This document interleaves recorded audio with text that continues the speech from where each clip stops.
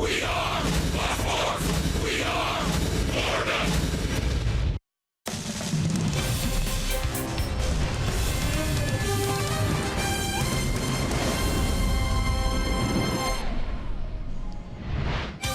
Welcome back to Miami as the first homestand of the 2018 season continues. Out are the Cubs, in are the Boston Red Sox. A short two-game set with Boston in town. With that, we say hi again, everybody, and welcome inside the broadcast booth. Paul Severino and Todd Hollandsworth. We knew going into this season there was going to be a lot of talk about the youth of the Miami Marlins and a lot about the rookies that are here.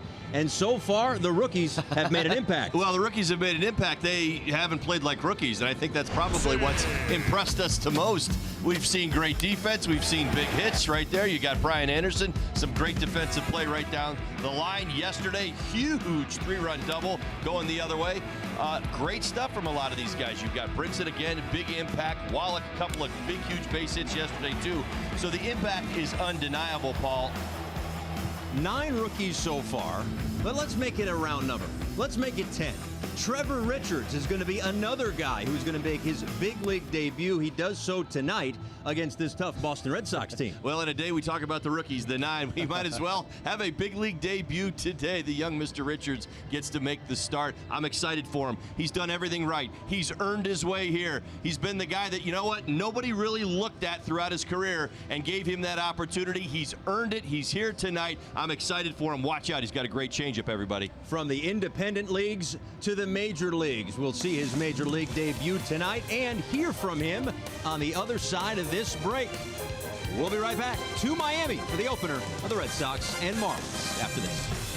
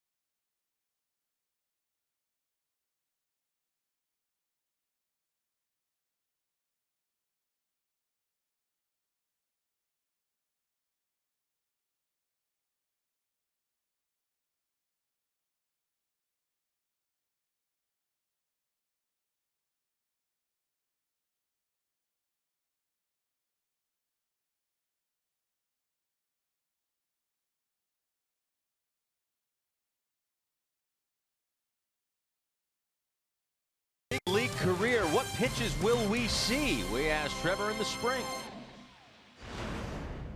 Yeah, on the mound, I throw a lot of attack hitters is my main thing there. I want to get ahead early, and then once I get ahead, I'll throw some off speed. I throw a lot of fastball changeups. I'm a fastball changeup guy. We're working on the breaking ball. Slider, it's gotten there. It's pretty good. It's getting there, better and better each year, and I'm looking forward to see how it plays this year, but I'm excited about it. 2-0 with an 0.75 ERA in 4 spring appearances. Some final congratulatory, hey, let's go get him for today, and he will. We shall see him work against, again, a tough Red Sox lineup. Opener of a short 2-game set coming up from Marlins Park.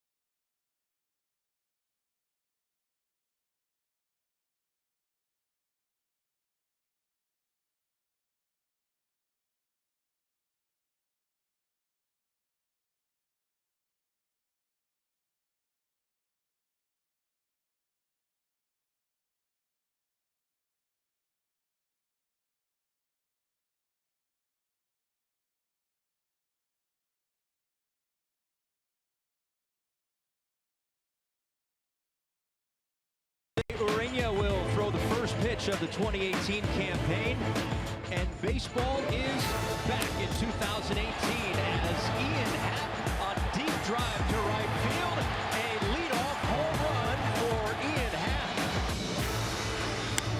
And Rojas into center field, a base hit. They'll wave Anderson around. Here comes the throw. He scores, and the Marlins pick up the victory in 17. Congratulations to Derek Jeter. Fair ball inside the third base. That's the dive of Anderson. Hayward will score. Almora Jr. in behind him. All the way around from first. Here's the throw home. Safe. On the Cubs, 10-6 victory.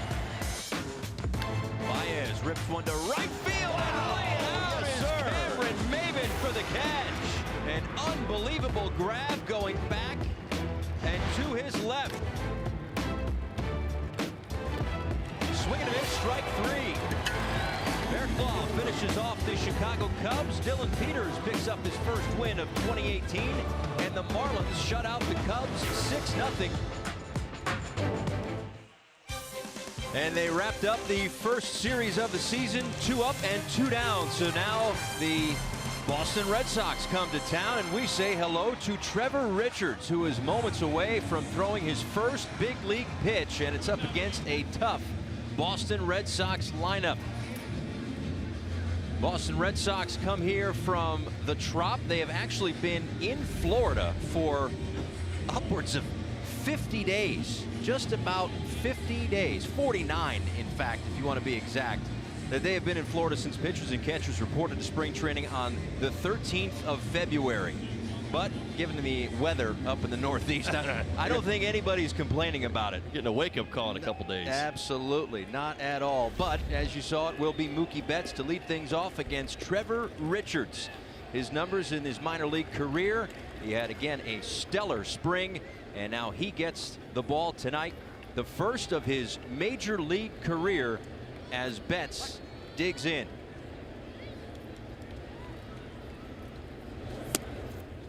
Underway here at Marlins Park. Glad that you're with us. Mookie Betts, certainly a tough test in this Boston Red Sox order. Second in the most valuable player in 2016, one of the years that Mike Trout took home that award. Mookie Betts has done a lot in his short time at the major league level. He's only 25 years old, two-time All-Star, Silver Slugger Award winner, 2 Gold Gloves, off to a 4-for-14 start. Red Sox took 3 of 4 against the Rays over the weekend. Most of that was their pitching, their starting pitching, outstanding. Red Sox offense still trying to crank it up and kind of get in gear. Richards pours in a strike. A look there at Alex Cora, guy who is getting the first look at being a big league manager. Just won the first 3 games of his career, so congratulations to him. A guy who comes from the University of Miami. 3rd pick of the Dodgers way back when. A native of Puerto Rico is Alex Cora. Nice grab down the left field line. 11-year big league career. Played in 2 games in the 2007 World Series, that year that Boston swept the Colorado Rockies, and really one of baseball's very intelligent young minds. Richards back to a full count to Betts, who pops this one up left side. Moving back is Miguel Rojas. And there is one away. Let's take a look at the Marlins defensively for tonight's ballgame. The 2-2 Marlins defense has been really good in that series against the Cubs. Dietrich gets the start in left field. Brinson and Maben. Anderson, Rojas, Castro, Bohr back at first base. Holiday behind the plate. Mr. Richards. So he goes 3-0 to Mookie Betts. Works it back full and gets him to pop up. Calm, cool, and collected. Nothing to worry about. And now Andrew Benintendi, swing and a miss. You know, when you start to tell the story of Trevor Richards, wouldn't you think even at the age of 24 he would be calm, cool, and collected, right? And he's been overlooked most of his life.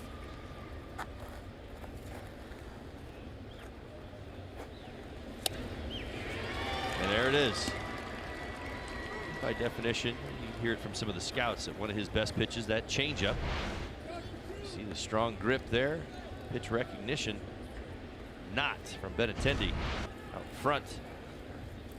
Benintendi 0 for 11 on this young season, make it 0 for 12, as that's Richards' first strikeout of his big league career.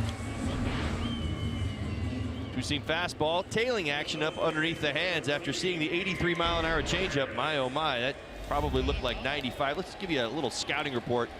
Welcome to the show. That's right, Trevor Richards, 6'2", 290 pounds, 24 years old. He got it. He earned his way here. He was an independent ball a couple of seasons ago. Sub 3 ERA every stop in the minor leagues. So listen, he's been out there doing his work. Minor league player of the year last year, pitcher of the year. He earned it. As I said, 2.53 ERA, 27 starts. That was in the minor leagues in A ball and AA ball. Less is more. So we've already seen a little of this. Crafty righty. He relies on deception. He wants to change speed. You saw the fastball, 90-92. Solid changeup. It's his best pitch. You'll see the occasional curveball or slider, but they're developing pitches. 0-1 to Hanley Ramirez, on the ground to Miguel Rojas. And a 1-2-3 first inning for Trevor Richards. Not bad, young man. Bottom of the first on the way at Marlins Park.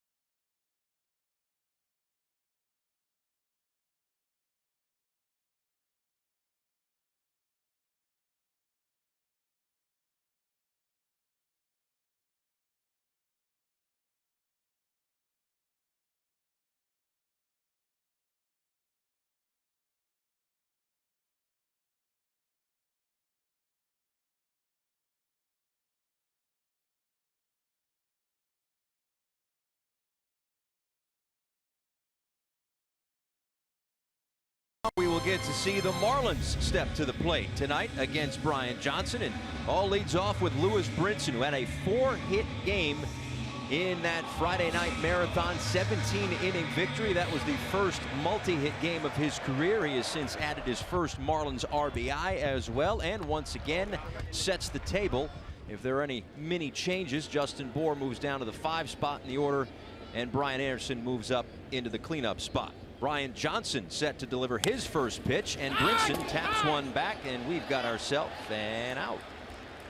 And a piece of Brinson once he left the box. First pitch fastball down the middle of the plate. And you see on the right back of his heel, his bunt was going to be right out in front of home plate. As he comes out, he kicks it with that heel, and he is out. He's left the batter's box. So now it's Brian Johnson who takes over out of the University of Florida, making his 7th big league start. Red Sox got a little bit of a look at him last year. Some injuries to their rotation. Gets him in the first go around in their rotation here in 2018 as well. Well, the only Red Sox starter last season to throw a shutout. May 27th versus the Mariners. He made 5 starts for the Red Sox last year. The Red Sox won all 5.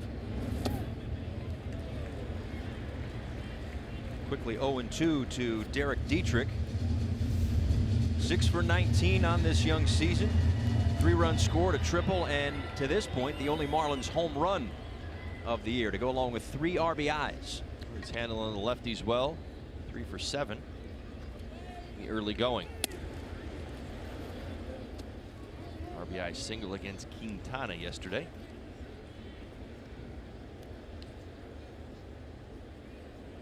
So doing his part against the righties and the lefties.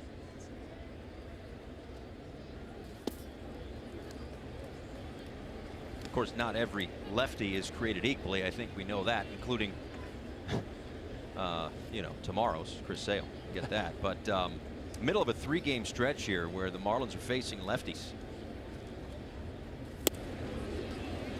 One just misses low and in, and 2 balls and 2 strikes to Dietrich.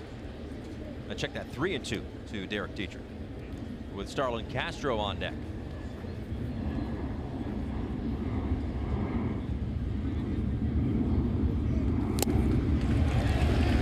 Away. Here's your AutoNation scouting report of Brian Johnson, Red Sox first-round selection in 2012, 6'4". He's a big guy, 27 years old. His time is now. All right, former University of Florida star. He's making his made his first opening day roster this season, and his first start of 27. He's thrilled that it's here in South Florida. He's a kind of a classic lefty, 4-seam fastball, curveball, slider, change, likes to move the ball in and out, more of a fly ball pitcher.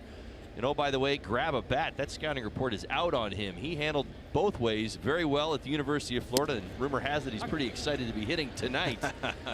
He won that John Olerud Award, which is the recognition of the best two-way player in college. 307, 6 homers, 41 RBIs his junior season at Florida. So undoubtedly can swing the bat. A native of Cocoa Beach in his first big league start in his home state. A ball and a strike to Starlin Castro, who is potentially 1 swing away from a couple of round numbers, 99 home runs and 499 RBIs. Just foul. 1-2. Starlin's had a very nice introduction here to Miami. 455 on base percentage. He's been taking his walks, been getting his hits. Jackie Bradley Jr. just waking up. And Attendee gets the start in left field for the Red Sox defensively tonight. As we saw Jackie Bradley Jr. in center field. Betts over and right. Devers, Bogarts, Nunez around the diamond. Hanley Ramirez over at first base. Marlins fans, you're familiar with him. I think with Jackie Bradley Jr., that's just a decoy.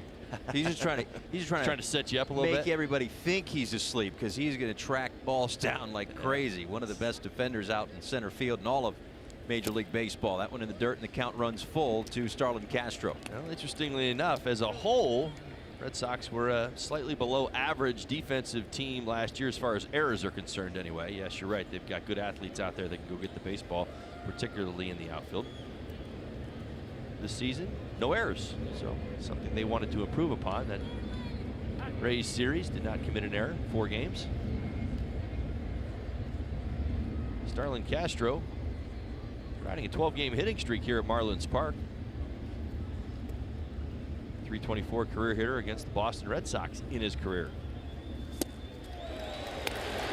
Back-to-back strikeouts of Dietrich and Castro, and both young starters go 1, 2, 3 in the first.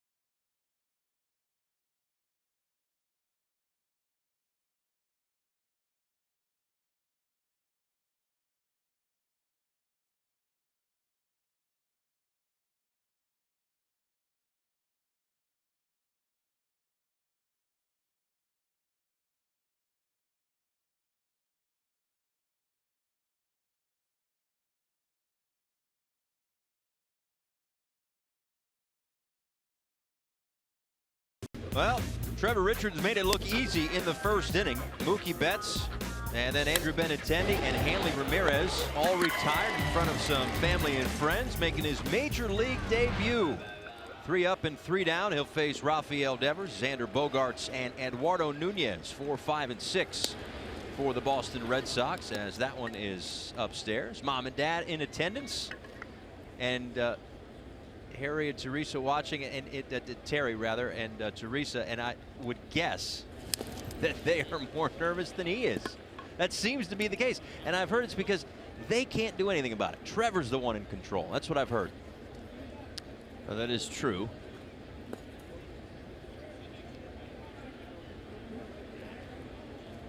think what's so impressive with Trevor is the road to the big leagues. We'll get to the stories. There's a few of them. They're interesting. He's only 24 years old. What a great changeup. And we've seen every Red Sox hitter take a pass at who has taken a pass at that changeup. They're going to swing at it completely fooled, way out in front. They're convinced they're swinging at a fastball, and the changeup is very deceptive.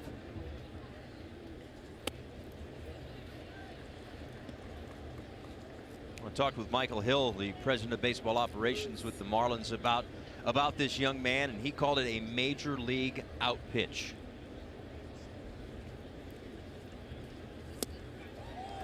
Just below the knees.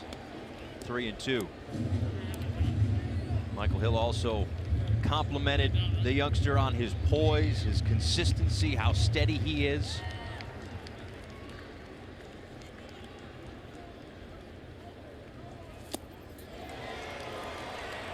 There it was again.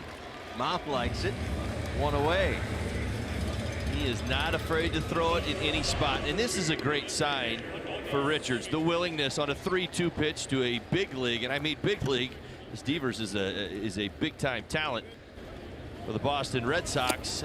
Cleanup hitter in a 3-2 count. I mean, you've got to be willing to do that. How many young guys can say, "Oh, this is what I'm getting ready to do," is factor in my secondary pitches as quickly as he has? It's definitely part of his arsenal. It's what he does. See how Richards has systematically brought in the breaking pitches early in the count. Not using them as a chase pitch, more as a get ahead. Good curveball right there. This is outside to Xander Bogaerts, who is red hot to begin the season. 8 for 17 with 5 doubles and a home run. A couple of RBIs in that series against the Tampa Bay Rays before the trip east. Chop to Castro at second. 2 down. Now we talked about the journey here, Paul. No division, and we're talking about 24-year-old who's getting his first major league start tonight, Trevor Richards. No Division I scholarship offers out of high school. Ended up going to Division II Drury University.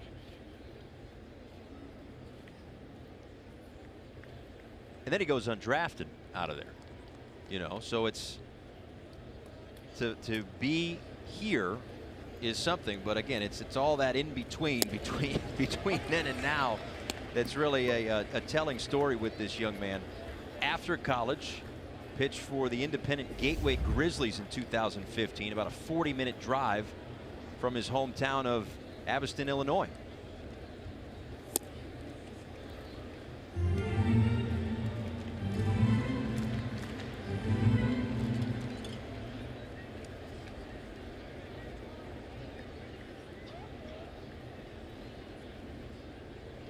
One on the way to Eduardo Nunez. Nice play over there by Bohr. The flip and another 1-2-3 inning for Trevor Richards.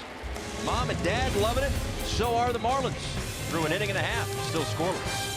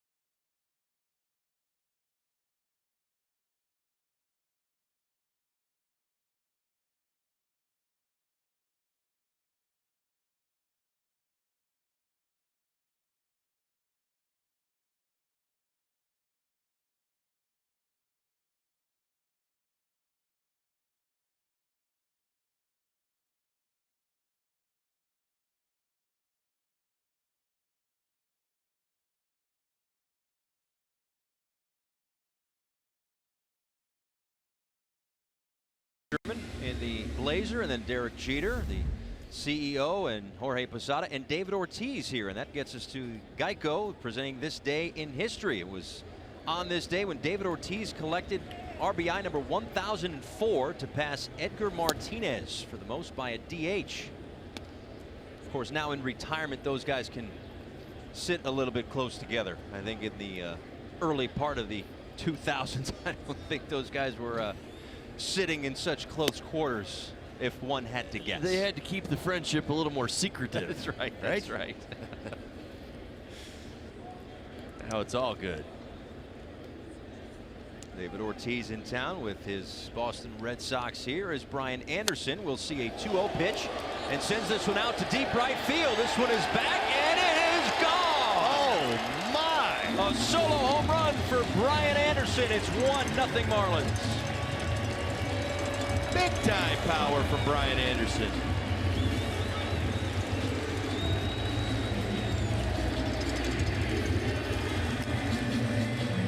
Wow.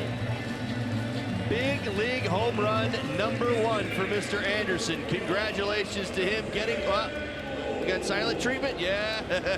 Look at Miggy Rojas. Get out of the way. There it is. First one of his career.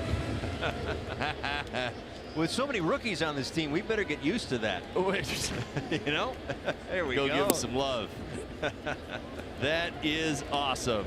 You know, 30 games into his career, he's finally got it. You get that last one off. He's been hitting so well, driving the ball the other way. You remember back to yesterday's ball game. You see the ground ball to the right side into the shift.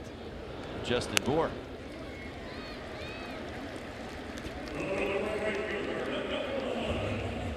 We've seen so much success for Anderson going the other way, getting back to his spring training approach.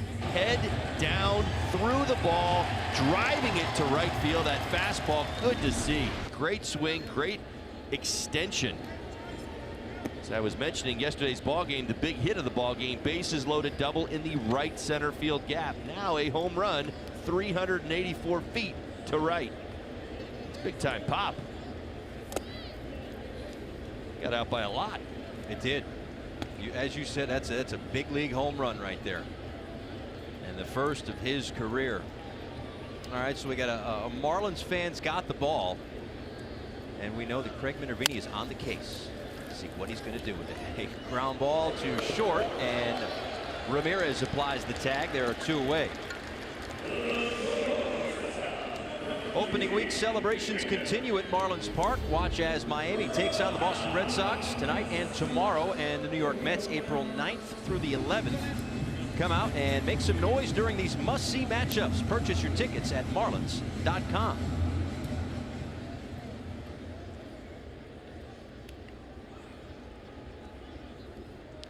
In steps Miguel Rojas, swinging a hot bat of late. A little 10-game hitting streak that goes back to last season. He was the hero deep into the night and early morning on Friday in the 17th inning to give the Marlins their first win of the season.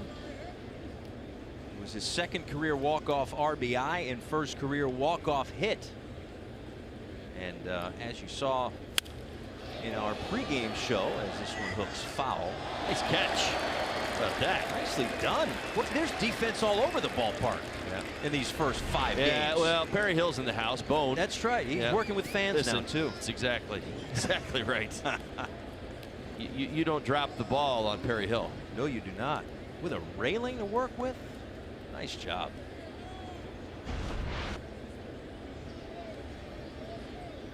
Well played.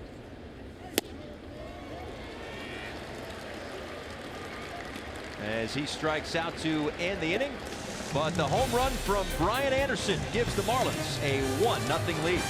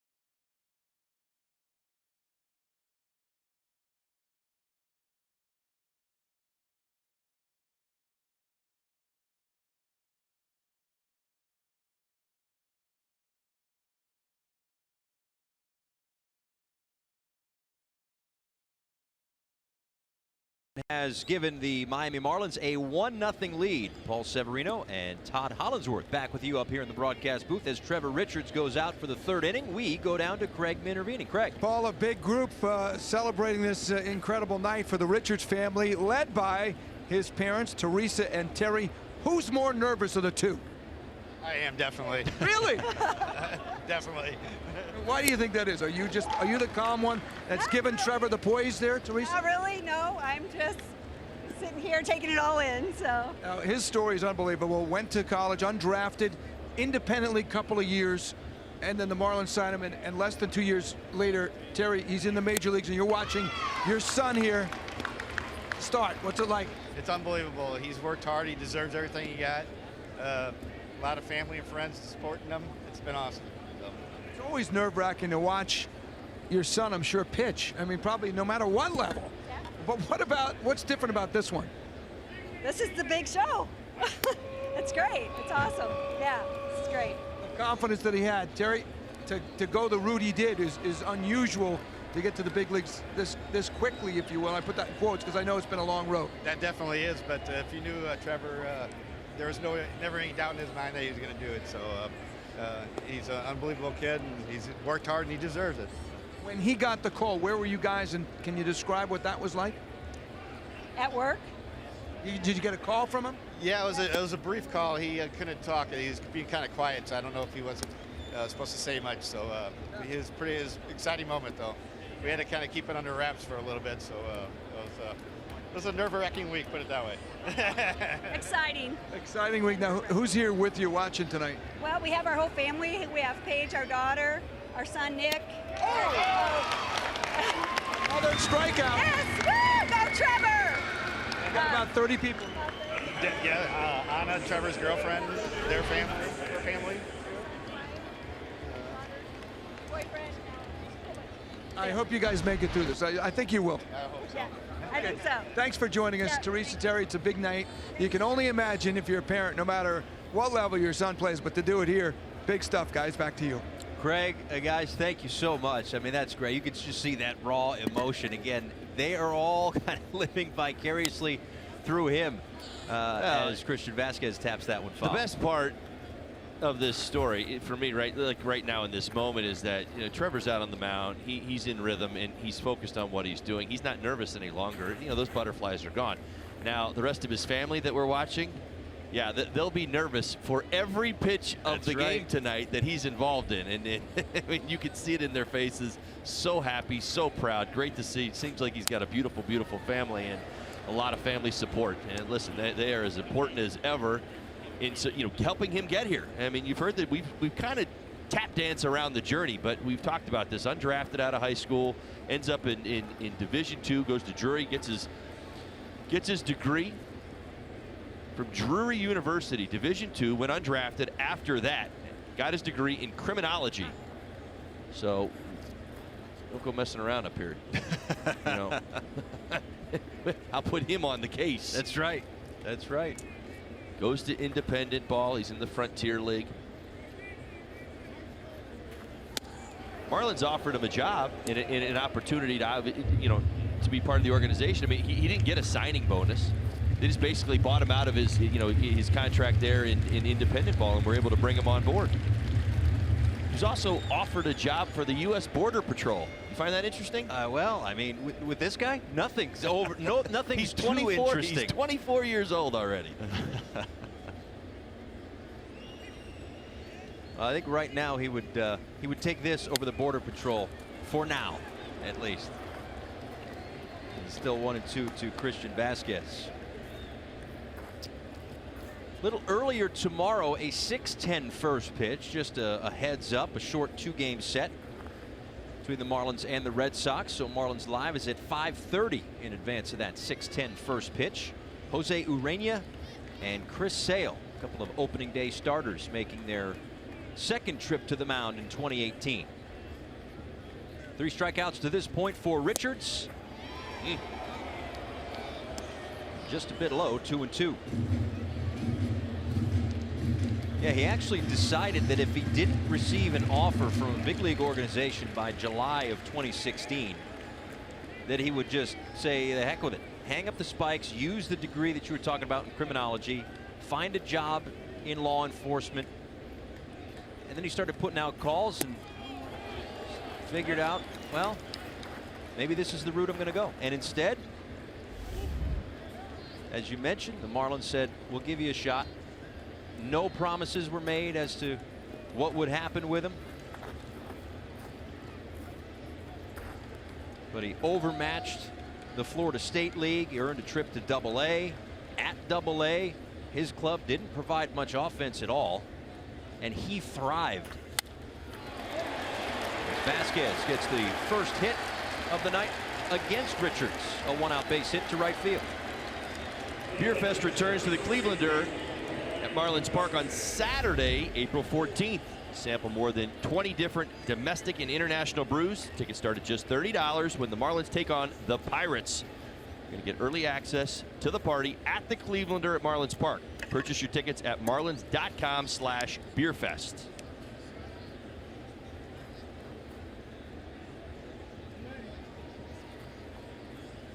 So, in a situation like this, you got an American League pitcher up there. You figure it's a bunt, but with Brian Johnson, who knows? Let's go back to Florida. His days there as a Gator. My, oh my. Not just an arm, this young man. Not at all. Oh, he was a two-way star. 300 hitter throughout his career. 307 his junior season. 41 RBIs. Open stance. Got a little open stance now. He's probably ticked off that Christian Vasquez got a base hit. On Skip, I could do more than this. Back behind home plate. Over the screen. Nice and catch. Another terrific play in the fifth row there. Perry Hill, does that guy sleep? He's working with everybody. No. Not bone.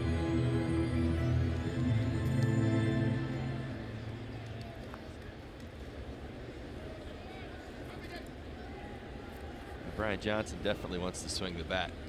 You know, you can even see, you can see it that he's got it in him in his feet, just even in his setup.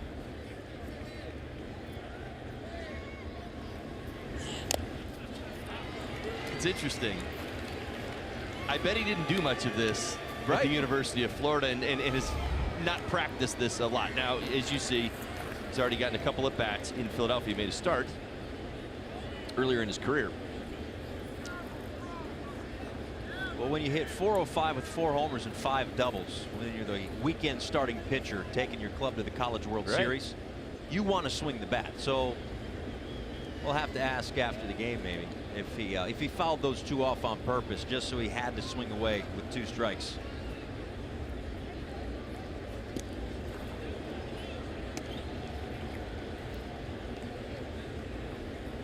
Vasquez no threat to run. Just wanted to see if Johnson would tip his hand early on bunting. Certainly knows that he can handle the bat. Actually a good throw over. Richards set to deal a 1-2 to the Lakeland, Florida native. He fouls that one off at the plate, and it's a strikeout, number 4 on the night for Richards. 2 away.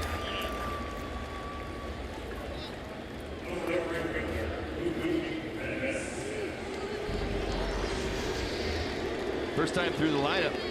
Trevor Richards, 4 strikeouts, 3 groundouts, and a pop-up. Pretty good stuff.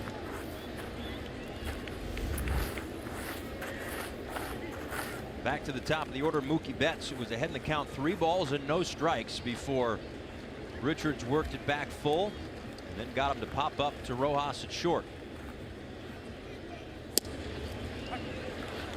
Called strike on the outside part of the plate. 0-1. Betts reached base a Red Sox season high 4 times yesterday.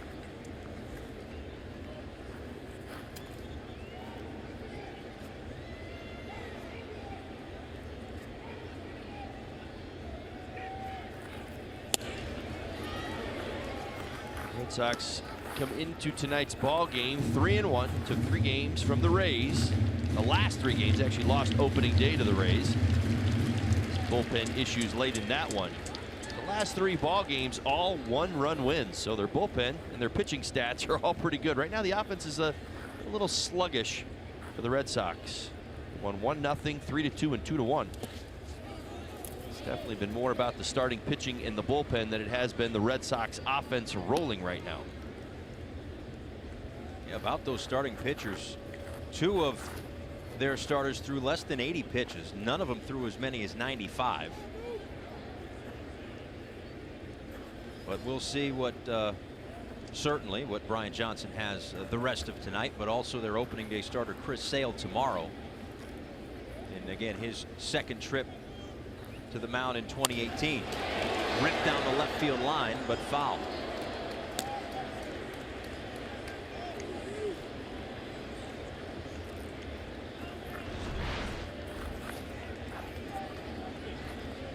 Tailing action on the changeup. He bets out and around, lined it foul.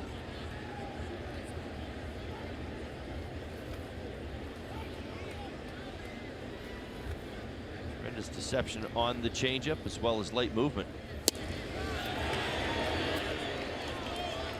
As I mentioned, you see 90 to 92 on the fastball. When you've got a changeup as good as Richards, what it essentially does to the hitter, it increases the value of that fastball.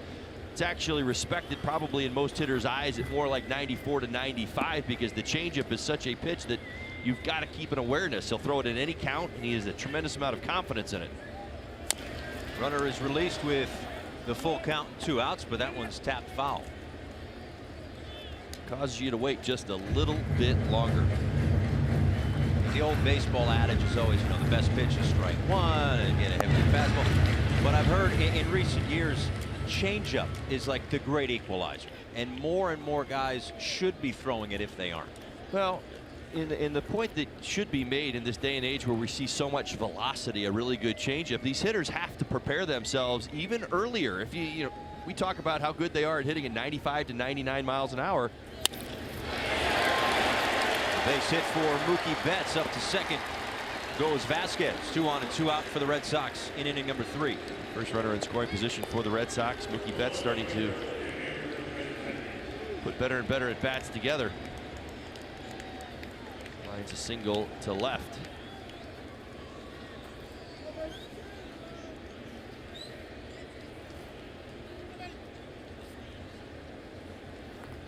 And now Andrew Benintendi. Struck out in the first and still looking for his first hit of 2018.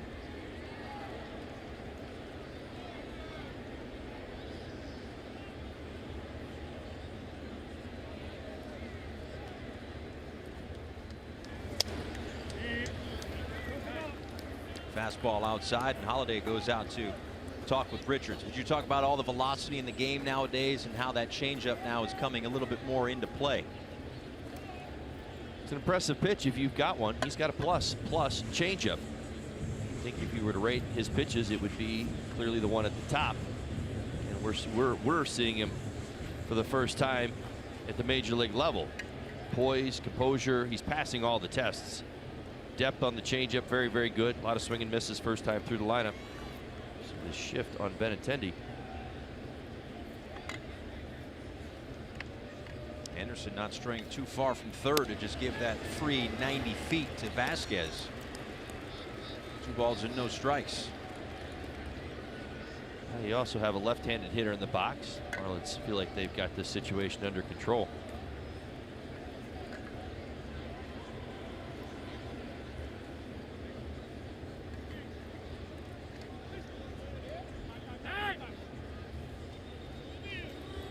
Mentioned the poise of Trevor Richards, and not only on the mound, but even when he was told, hey, you're going to go on Monday night against the Boston Red Sox. I asked Michael Hill how did he take it, and he said he was just cool, calm, and collected.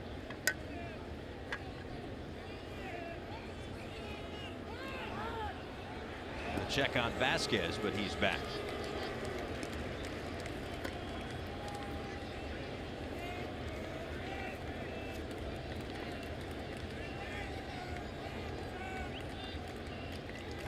Marlins, I don't think the Marlins would sweat Vasquez trying to steal third base if he's even thinking about it.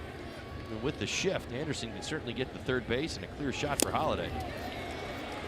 The left-handed hitting Benintendi, Benintendi in the box.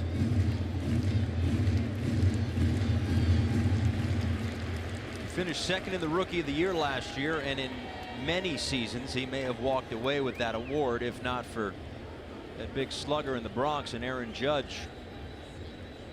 Solid 2020 season last year from Benintendi. He sees a 2-1 pitch and fouls it back 2-2.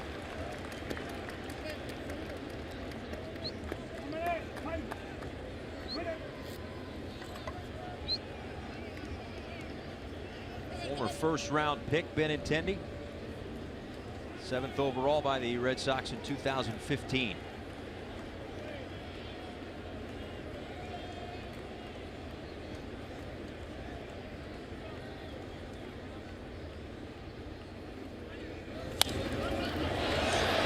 Popped up. Anderson should have room, makes the play, and Richards works around a couple of base runners. Family loves it. So do the Marlins. They lead it 1-0.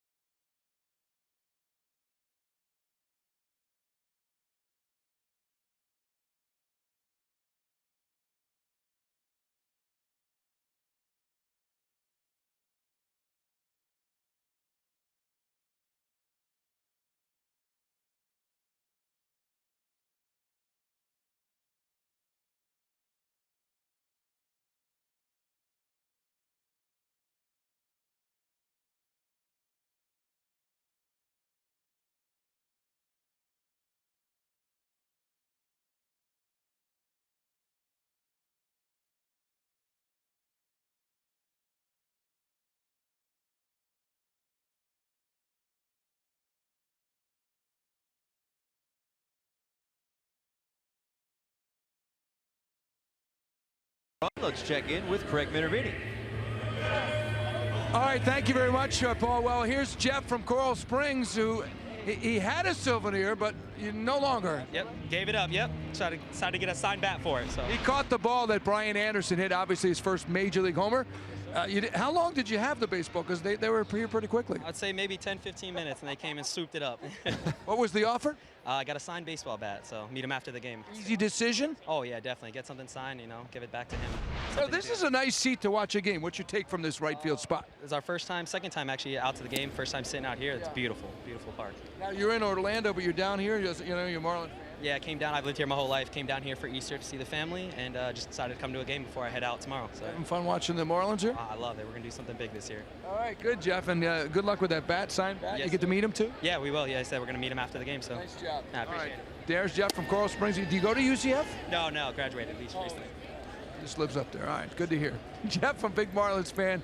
He's going to get a signed Brian Anderson baseball bat after this game, guys. Love it. Craig, thanks so much. Appreciate it. That's nice. That's refreshing.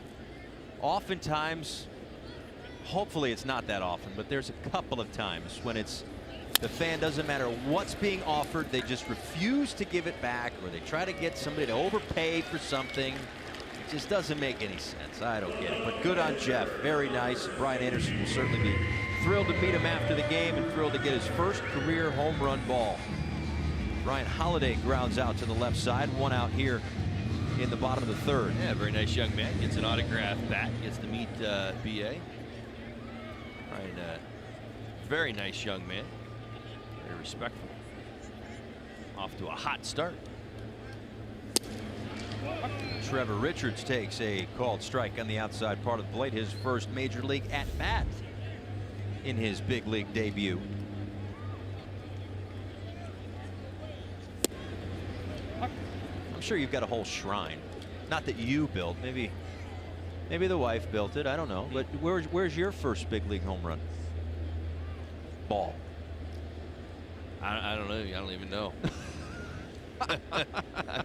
True. I mean, I wasn't sure what you're getting ready to ask me right there, but it's funny. My mind started to go to what do I, like what's in the office, what's in, upstairs in the boys' rooms, and yeah, that's a great question. All right. Well, I'll give you a minute to think about it. Oh, no, I don't need a minute. Oh, you know? Okay. Fine. All right. I have no answer. Moving along. This copyrighted telecast is presented by authority of the Miami Marlins. It may not be reproduced or retransmitted in any form, and the accounts and descriptions of this game may not be disseminated without the express written consent of the Miami Marlins.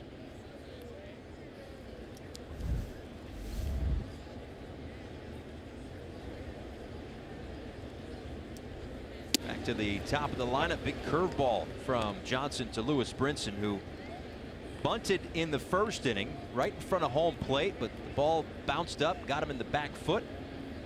And that goes down as a 2 unassisted. So an 0 for 1 for Brinson, who's now down on the count 0-2. Now we've seen from Brian Johnson the ability to mix his pitches. We talked about it an awful lot during the Cubs series, and we're seeing it again from Brian Johnson. As I mentioned, the second key to the game, classic lefty. 4-seam fastball, the curve, the slide of the change. He's mixing his fastball in 87, 89 miles an hour, but using all of his pitches all throughout the at-bats. He's not falling into any type of pattern. Both starters had 4 strikeouts through the first trip through the order.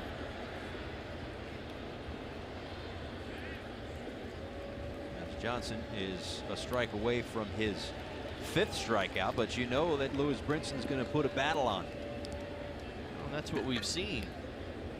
A lot of Brinson's at bats in the early going. We've seen some willingness to maybe expand the strike zone early in the at bat, but when he gets to 2 strikes, boy, he shortens up and does a fantastic job of fighting. Really, really good 2-strike approach in the early going.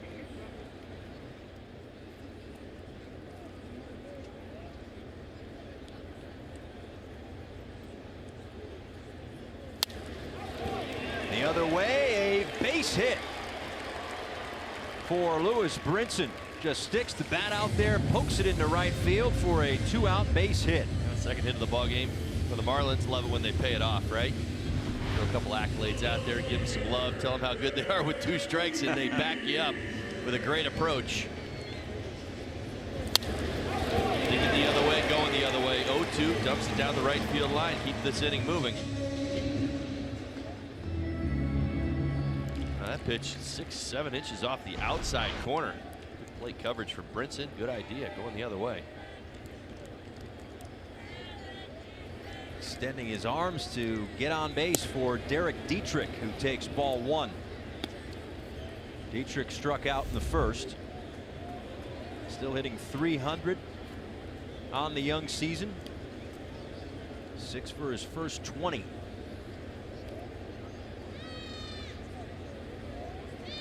Had the Marlins' only home run before Brian Anderson's solo shot in the 2nd inning, accounting for the only run on the board thus far tonight.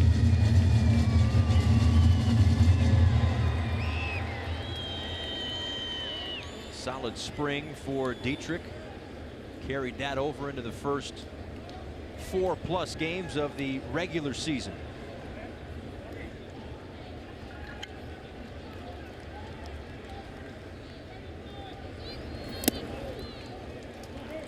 .3-0.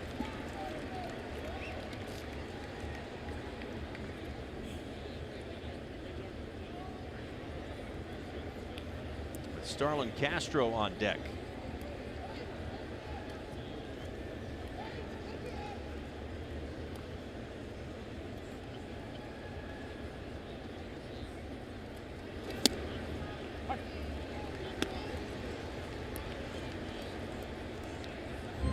Dietrich has a hit in 3 of 4 career games against the Boston Red Sox, including 3 straight. He's 5 for 13.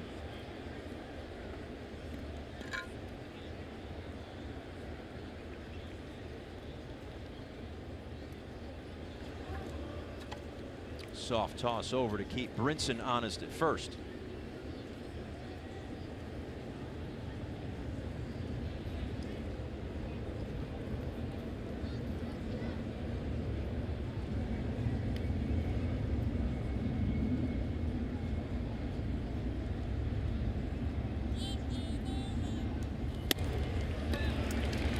And a 2-out walk, 2 runners aboard for the Marlins, and that'll bring up Starlin Castro.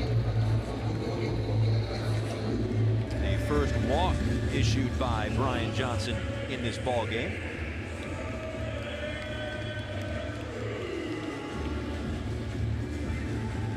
Join T-Mobile and score free MLB.tv all season long. Sign up now through April 2nd at T-Mobile.com/MLB.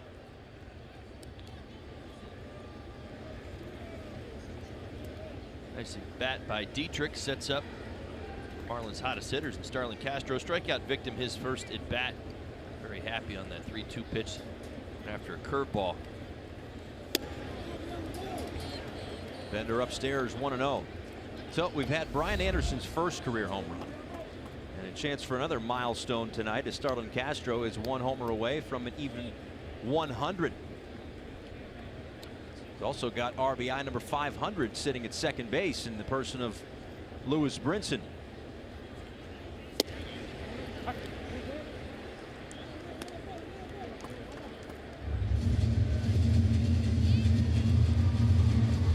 Gonna round those off. Oh, he will. Oh, I know. Won't take long. One thing we know is Starlin loves to hit here at Marlin Park.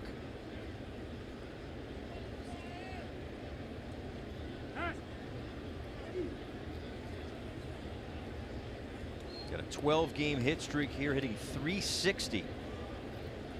A couple of home runs and 11 RBIs in that 12-game stretch.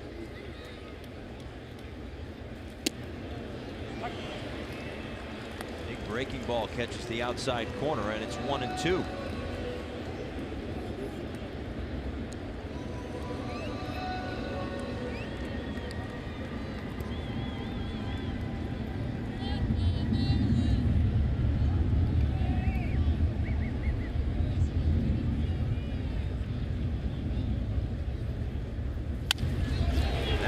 The middle, knocked down at second base, no play. An infield single for Starlin Castro, and they are loaded for Brian Anderson. Good at bat after good at bat. Starlin Castro making the necessary adjustments, laid off the breaking ball. This at bat, one he chased from the previous. Fastball he can handle, drives it back up the middle. Nunez able to keep the ball on the infield and deny Starlin his 500th RBI.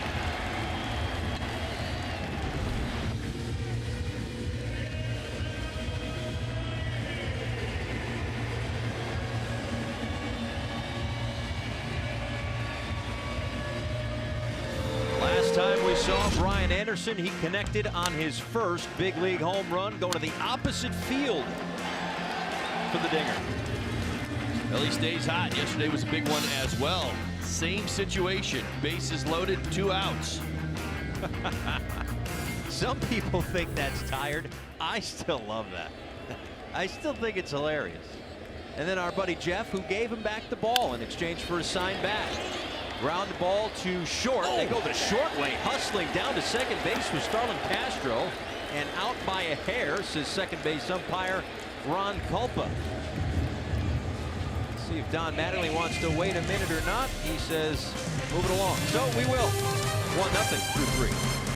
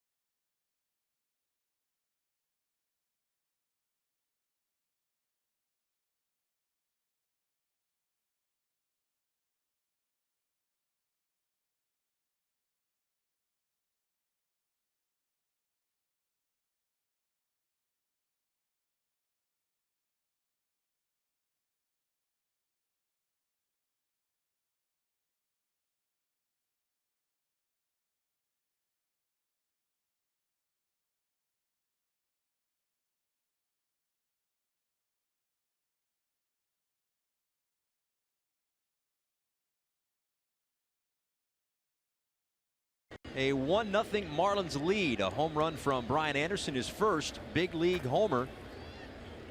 But just grounded out. The bases loaded to end the threat in the bottom of the third. So to the fourth we go. Hanley Ramirez, Rafael Devers, and Xander Bogaerts. 3, 4, and 5 due up against Trevor Richards, whose first pitch misses just outside. A ball and no strikes. You got Hanley Ramirez to ground out to short to end the first inning. Hanley, of course, a former Marlin, Miami resident. He's back home, where he won the 2006 NL Rookie of the Year. 3 years later, in 2009, second in the NL MVP, as Albert Pujols won that award unanimously in 09.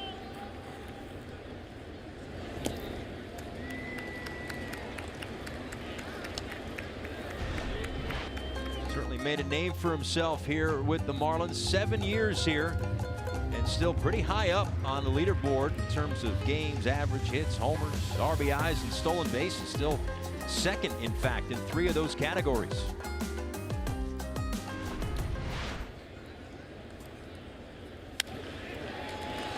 Jam shot, looping liner there.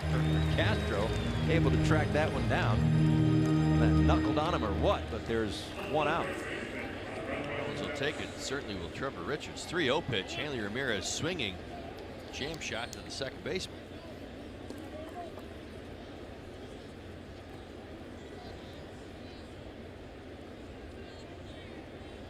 Now Rafael Devers. Struck out back in the second inning. David Ortiz actually called him an MVP caliber player. Guy who put up terrific numbers without really being, according to David Ortiz, into the mechanical side of the game just yet. So I suppose that translates into it's just his natural ability. He's not up there thinking too much. As they always say, if you think, that's not a good thing. Of course, the cousin of Marlins minor leaguer Jose Devers, who came over with Starlin Castro in the New York Yankees trade with Giancarlo Stanton.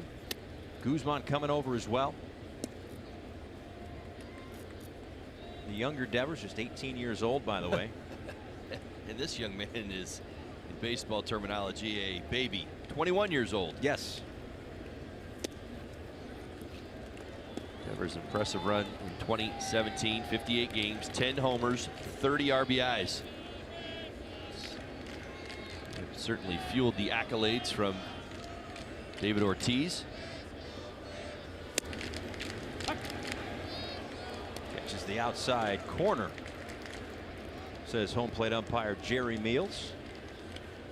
David Ortiz in the ballpark tonight as well. We saw him earlier sitting with Marlins CEO Derek Jeter. Jorge Posada. Called strike 3. 5th strikeout for Trevor Richards. 2 away here in the 4th. Stepping on the gas and stepping off the gas against the left-handed hitters on that outside corner. Has done a masterful job of it tonight. Two-seam fastball at the knees, low corner. Devers gave up on it quick. Richards gets the call. Strikeout number 5.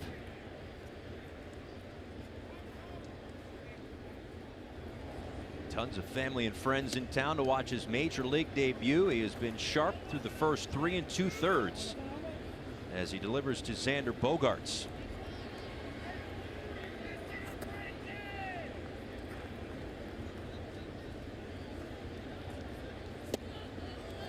Mentioned that Bogaerts off to a hot start to begin the 2018 season. His manager Alex Cora is a big fan of Francisco Lindor and Carlos Correa, fellow natives of Puerto Rico, much like Cora.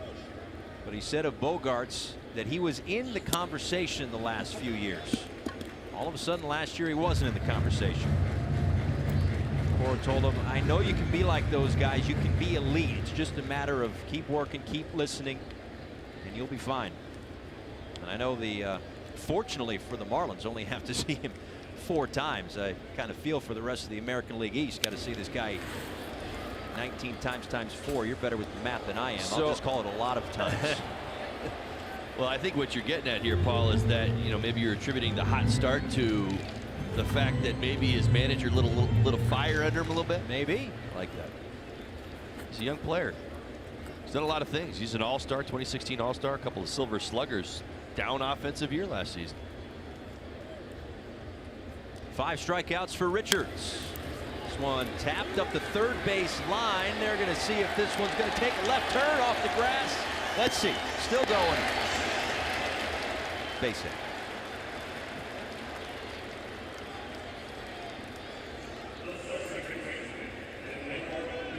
Not his hardest hit ball of the year, but I'm sure Bogaerts will take it. Certainly not.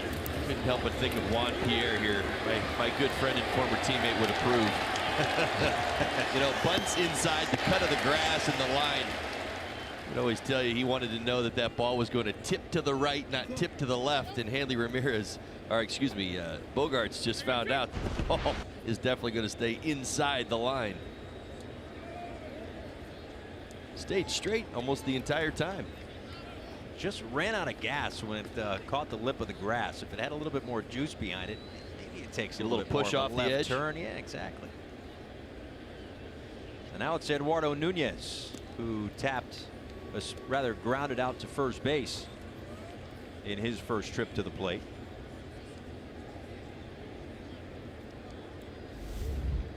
I don't offer suggestions to big league players. Rarely do I ever, because they're doing something I could never dream of. But one thing I would say, Eduardo Nunez should wear a chin strap. Because anytime that man runs, his lid goes flying. And it did so on his ground out back in the second inning. Mark my words, if he makes contact, runs down the line a couple times in these 2 nights, it will happen every single time. 40 stolen bases in 2016, 24 last year. He's got some speed. That's right. And the helmet was left in the baseline every one of those times. Those are the things I chart. Ricky Henderson's helmet used to come off all the time, so Ricky was good. He's in good company. Came over from San Francisco last season in a trade, played 38 games, 321 batting average, impressive stuff. Red Sox signed him to a 2-year, $8 million deal this past winter.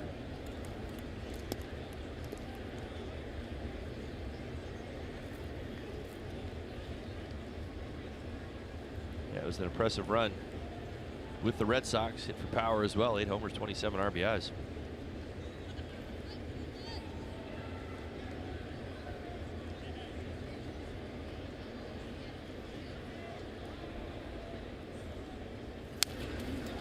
Fouls that one straight back. And the count is 1-2. Have to admit, I think what I've been very impressed with when it comes to Richards, you know, the approach that I'm seeing from Red Sox hitters is somewhat of a delay of game on even the attack of the fastball. Now, he's made some mistakes out over the plate. They haven't been hit hard. And in fact, a few of them haven't even been put in play. But the point is that you can see the Red Sox hitters really trying to track the baseball and allow it to get deep because of the awareness that they now have of his changeup. And off the third base bag into left field. Bogaerts toward third. He's going to get the green light from Carlos Febles. Digging it out of the left field corner is Dietrich. And it's an RBI double for Eduardo Nunez.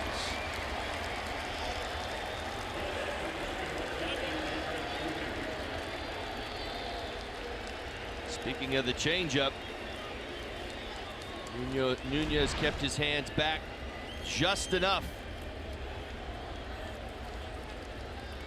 Able to get the barrel of the bat on it and down the line. Hits the third base bag, which slows the ball into the corner.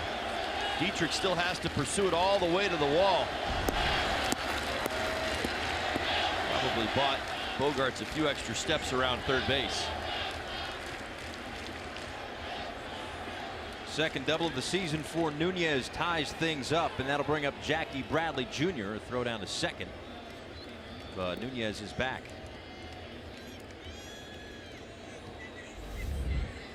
Bradley, one of the 5 strikeout victims to this point for Trevor Richards. He struck out to lead things off in the third.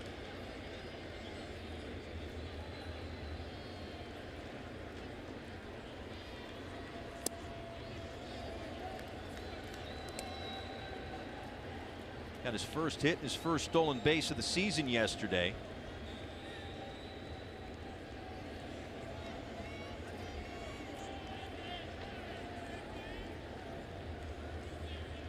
Pitch number 21 of this fourth inning is upstairs, 2-0.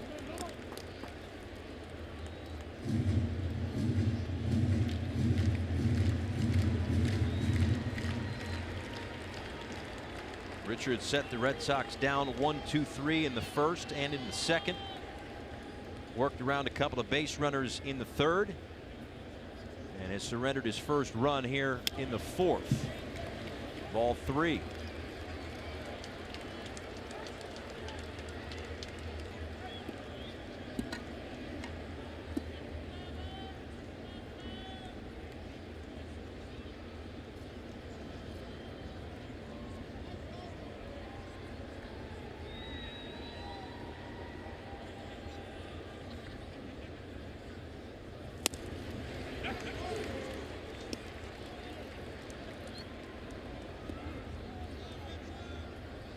Well, with Richards making his major league debut tonight, that part of the reason why these Marlins, we talked so much about their youth, talked about their youth in the open, 99 combined career starts for the first 5 starting pitchers of a season is the fewest in Major League Baseball this year. So they are getting by on not a lot of big league experience as Richards misses, and there's 2 on. First walk for Richards on pitch number 75, and here comes Juan Nieves, and really by a wide margin too. First 5 starters of a season, just 99 career starts, and without seeing the exact breakdown, I would say most of those are Jose Urena. Yeah. Speak to the opportunity. You even look at tonight's starter in Richards, earning that opportunity, flying through the system and finding himself making his big league debut in game number 5 of the season for the Marlins. He's definitely had to work a little harder here in the 3rd and 4th inning. 52 pitches now over the last 2 innings. His first 2 innings he cruised 23. Saw an aggressive Red Sox lineup come out, willing to expand the strike zone just a little bit. Richards has worked around the strike zone and pitched very carefully to these Red Sox hitters. A little bit more patience here in the 3rd and 4th from them.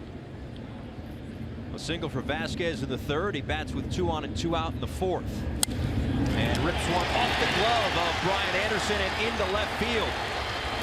In comes Nunez to score. Around from 3rd is Jackie Bradley Jr. And once it hit off the glove of Anderson, it took forever to get down the left field line. Just kind of died in no man's land, and 2 runs come in to score. Yeah, it's the 2nd time this inning no man's land. It's been a factor into the base running for the Boston Red Sox. Able to go, as you see, hits the top of the glove of Brian Anderson right there, and Derek Dietrich, who's pursuing this ball towards the line, he's got a long way to go now to get it. One more time, look at the ground that Dietrich has to cover.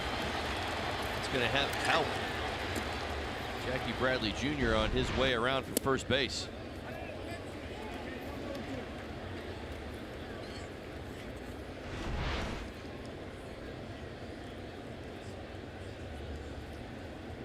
Every team's got one of those.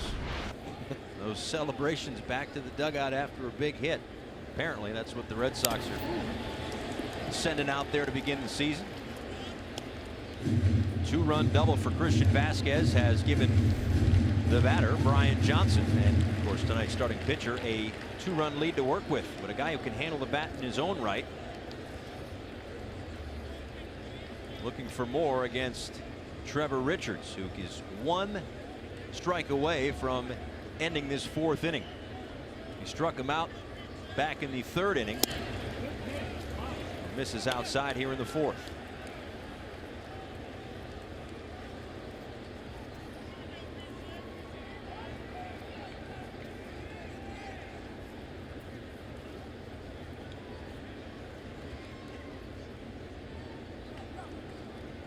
The 80th pitch of his major league debut. It's just off the edge, 2-2. He has just missed with a few of the fastballs. You see the total in the 4th inning, 29 pitches. Right along with the 3rd inning where he was laboring. He's able to get out of it unscathed.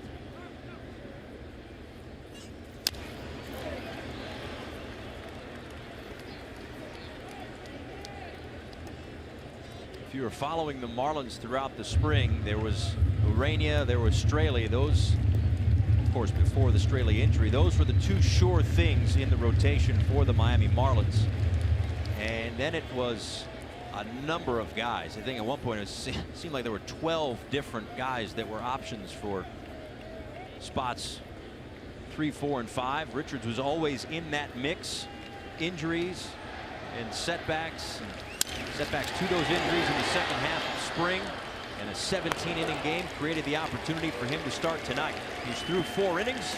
His family applauds the effort, but 3 runs home. Marlins down 2.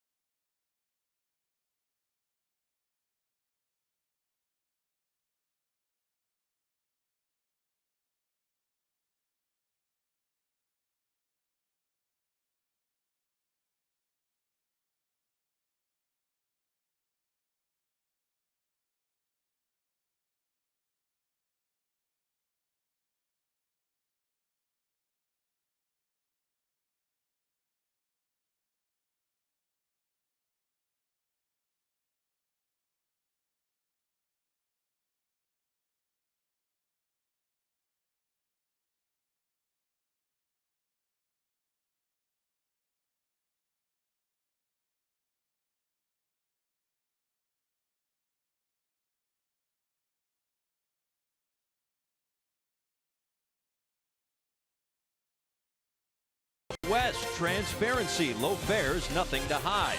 By WB Mason. Who but WB Mason, the official office supply company of the Miami Marlins. By Chevrolet. See your South Florida dealer today. And by your local Toyota dealer. Toyota, let's go places. Paul Severino, Todd Hollinsworth in the booth, and Dwayne Wade checking out a game tonight. Living cool, that's what the hat says. Absolutely. Enjoying the theme. You can hear it in the background. That's the theme of Just Getting Started. Speaking of tonight's starter, Trevor Richards threw 4 innings of work today for the Marlins in his major league debut. 5 hits and 3 runs to this point, 5 strikeouts. Didn't really get crushed in that inning. It was just a couple of knocks down the left field line that got him into trouble. Also, Udonis Haslem is in the ballpark tonight. So Haslem, Wade, Ortiz, Jeter, Posada, Hollinsworth. I mean, stars abound. Cut yourself off there at the end. Justin Bohr, Cameron Maben, and Miguel Rojas here in the 4th inning. 5, 6, and 7 due up for the Marlins, as they trail this one by a couple against Brian Johnson and the Boston Red Sox. Red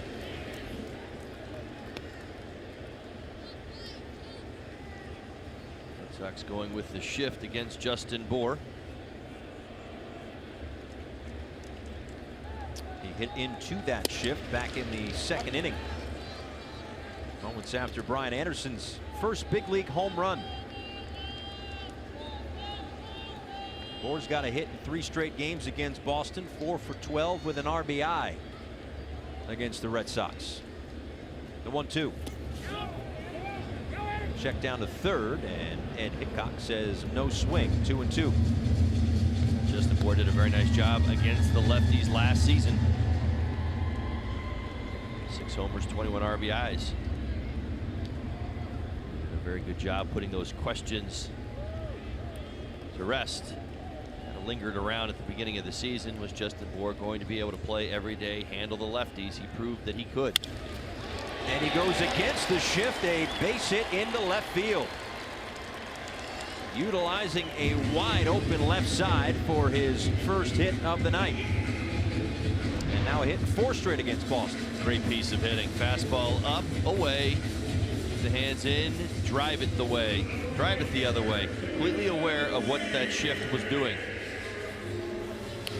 The Red Sox are banking on Justin Bour rolling over that fastball and hitting it to the right side. When you stay on it and go with it, it's a base hit every time. Good start to the 4th. And now Cameron Maben.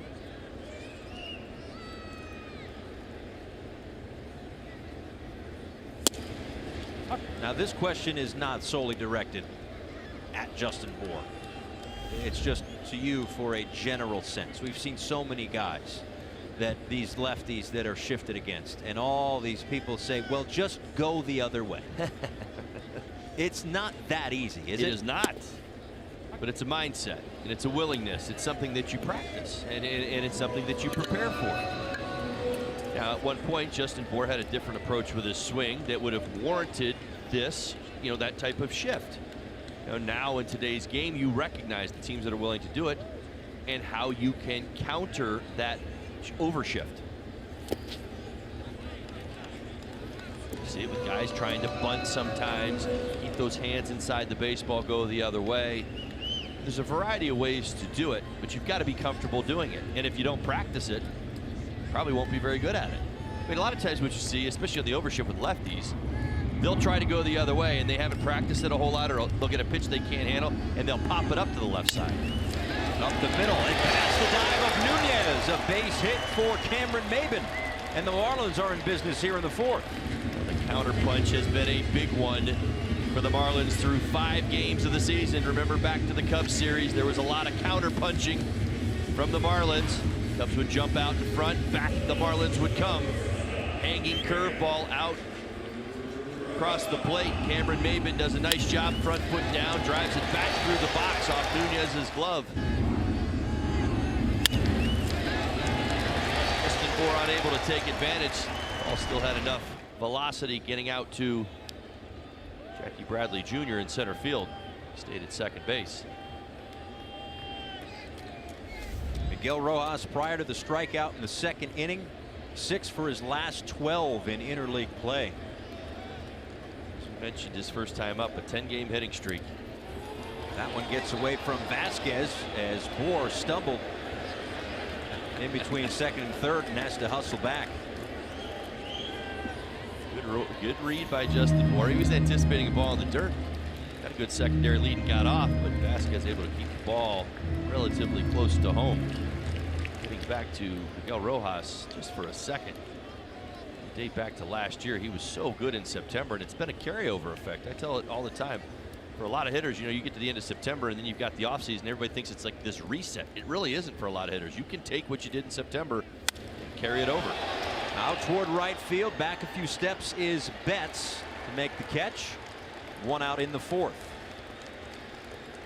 Hey, Marlins fans, be sure to tune into Marlins Live, the pregame show before the next game, presented by your South Florida Honda dealers. Keep in mind it's a little earlier tomorrow, 5:30 for a 6:10 first pitch in the 2nd game of a short 2-game set. Chris Sale with the ball in his hand now, and he'll have the ball tomorrow night. 6 innings, 1 hit. Scoreless baseball on opening day. Struck out 9 Tampa Bay Rays. It sounds like he's due for a bad one. I think so. 308 punch-outs last season. You don't see that nowadays. I said 300. 300, right. Yeah. Oh, I was rolling through his numbers last night. Honestly, it's almost amusing. That's because you're up here now. It's silly. Well, I wouldn't even dare. I wouldn't get that start. There's not a manager alive that'd be like, hey, Holly, you're in there against Sale today. Unless we were down an entire team. That's when the back's a little tight. Head to the ballpark. Skip, I don't know about today. Well, yeah, but I mean, even in that pecking order, I'm like 8th on that list. So we'd have to have 7 guys show up with bad backs. 0-2 to Brian Holiday. Holiday gets the start behind home plate. It's been splitting time with Chad Wallach. He got a couple of hits in yesterday's win over the Chicago Cubs. As Trevor Richards is out to, at least for the moment, hit for himself, even though Junichi Tazawa is loosening in the Marlins bullpen.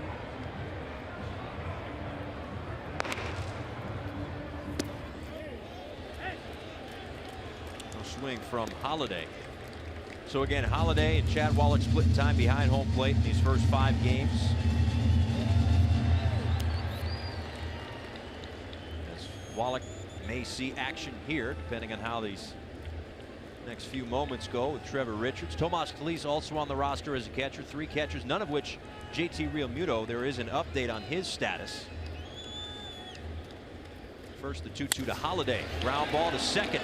Umpire had to jump out of the way. They get 1 and they get 2. Ron Culpa had to mosey out of the way of that ball, bobbled by Nunez, but the Red Sox turn 2. The update on Realmuto when we come back.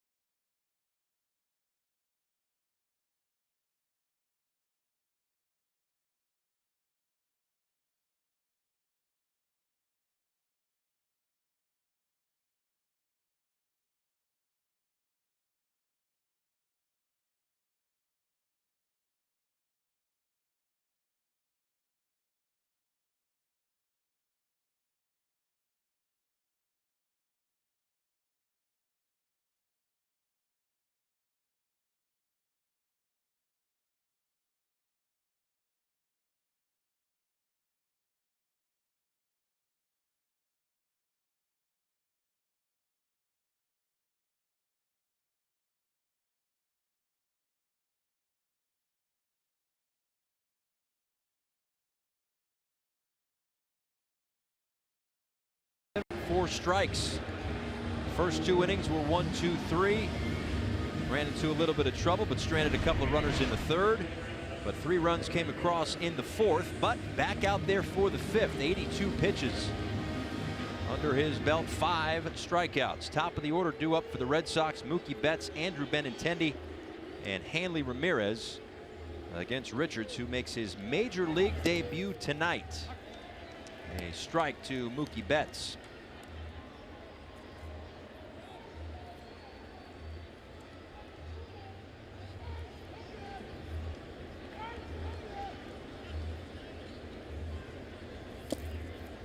That one in the dirt. Backhanded by Holiday. And when we were going to break, I said the update on JT Realmuto would be coming up. And he started catching drills today. For those who've maybe not followed the story as closely as others. Kind of a funky play in the middle of spring. trying to get back to the second base bag and kind of got tangled up, injured his lower back. Nothing serious, nothing long term. Bats out towards center, sends Brinson back a few steps. One away. But of course, as is always the case, you know, who's going to be ready for opening day? Who's going to be on the opening day roster? The Marlins decided it's best to take it slow with Real Muto. He wasn't swinging a bat. He clearly wasn't doing any catching drills until today. So again, no official time frame for the return of Real Muto, but again, it was all done to slow the pace of the recovery, to make sure that, you know, he maybe missed a week or 2 or 3 at the start of the season, as opposed to just throw out a number and say 8 weeks in the middle of the season. So a smart move by the training staff. Don Mattingly certainly would love to have him back, but you want to have a guy back at 100%, or at least as close to it as possible, especially a guy like Real Muto, who's going to log some serious innings behind home plate. Richards off the mound, gives way to Bohr, who tries to flip it with the glove, but it got caught up in the web. And that one should go down as an infield single for Andrew Benintendi.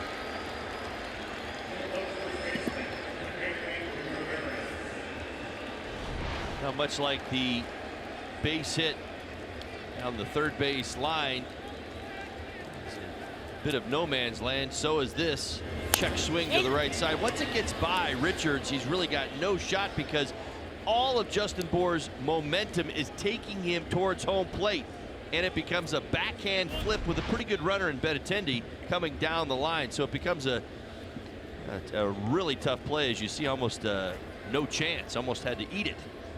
First hit of the season for Benintendi. And now Hanley Ramirez.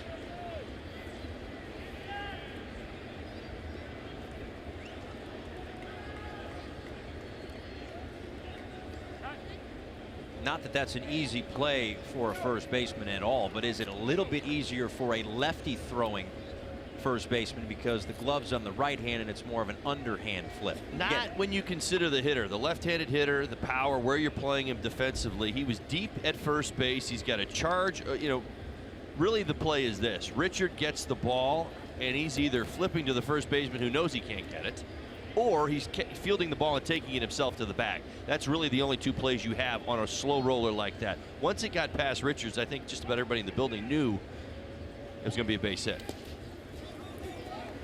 Knocked down by Holiday. No advance for Benintendi.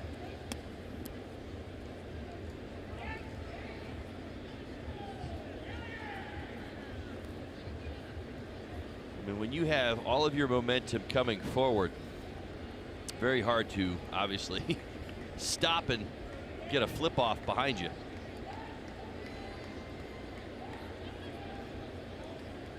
Benintendi, 20 stolen bases last season's off. On the move, tap foul.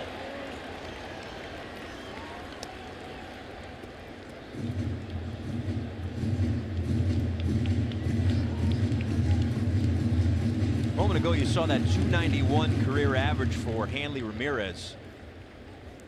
And really, it's been Boston where the average has dipped to 9 points. But he was a 300 hitter with the Marlins, a 299 hitter with the Dodgers. But in his time in Beantown, just a 260 hitter with the Boston Red Sox. Some injuries along the way. This one, though, drilled out toward left field, and that one is gone.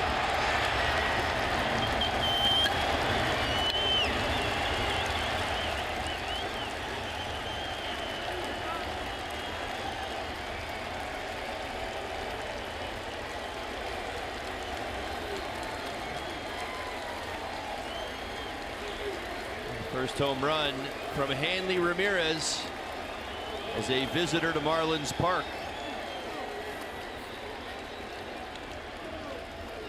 Picks on a breaking ball. Comes in about the waist. See the recognition from the backside and the extension through the ball. And now Devers down the left field line toward the pole, and foul.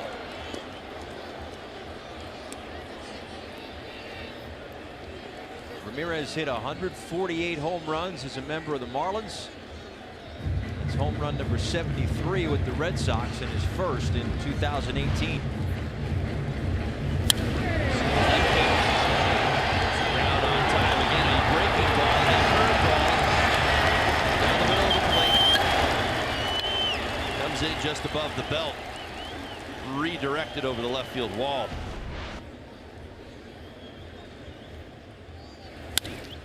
Devers lines one just out of the reach of Starlin Castro and into right field. Devers gets his first hit after a couple of strikeouts. 3 consecutive base hits for the Red Sox here in the 5th.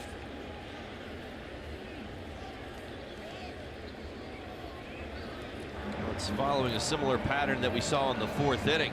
Getting a couple outs. Don Mattingly's going to make a double switch here in the 5th. That pattern we talked about in the 4th inning, a couple of outs and then a string of runners, 4 consecutive Red Sox able to reach base. The same thing going on here in the 5th. It is a double switch. Richards' night is done, and Tomas Tellez will come in behind home plate. This call of the bullpen is brought to you by Florida Lottery. 2 runs home on the home run from Hanley Ramirez. Meet the new pitcher when we come back.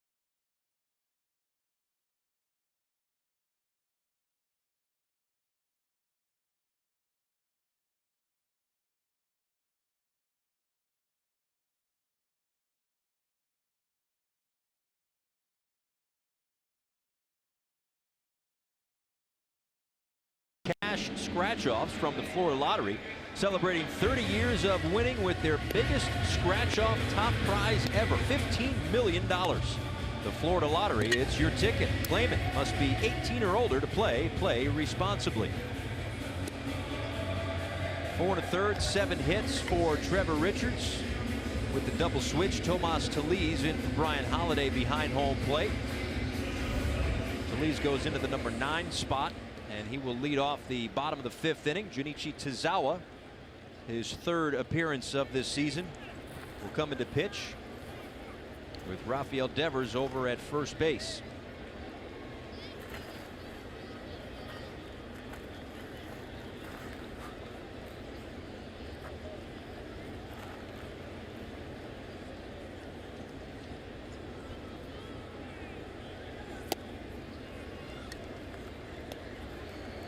Tazawa was with Boston from 2009 to 2016. He was 17 and 20, had 4 saves and a .358 ERA in 302 appearances with the BOS Sox. He's going to deal a 1-0 to Bogarts, who singled and scored in his last at-bat. Swings through that one, 1-1.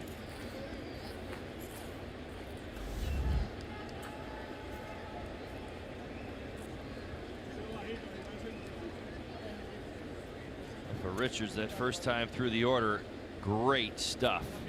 1 hit, 9 at bats, 4 Ks. The second time through, and then the start to that 3rd time through that really did him in. 8 of the next 12 would reach. The bats seemed to get better for the Boston Red Sox. Changeup was working early.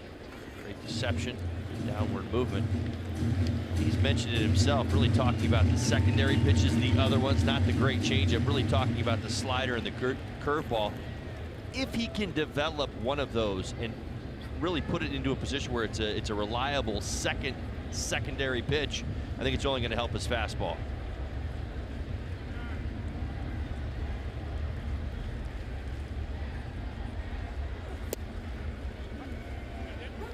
Strike to Bogarts, who thought that was a bit low, but home plate umpire Jerry Meal says no sir, 2 balls and 2 strikes. So much of Richards' fastball action, which is in a lot of ways pretty straight, plays off his changeup really, really well because it's a straight change with some late tailing action. He can throw it in the same lane. So if you were to say to yourself, well, what if he took that 92-mile-an-hour fastball and made it more of a two-seamer or a sinker? I'm not sure it would play off his changeup nearly as well.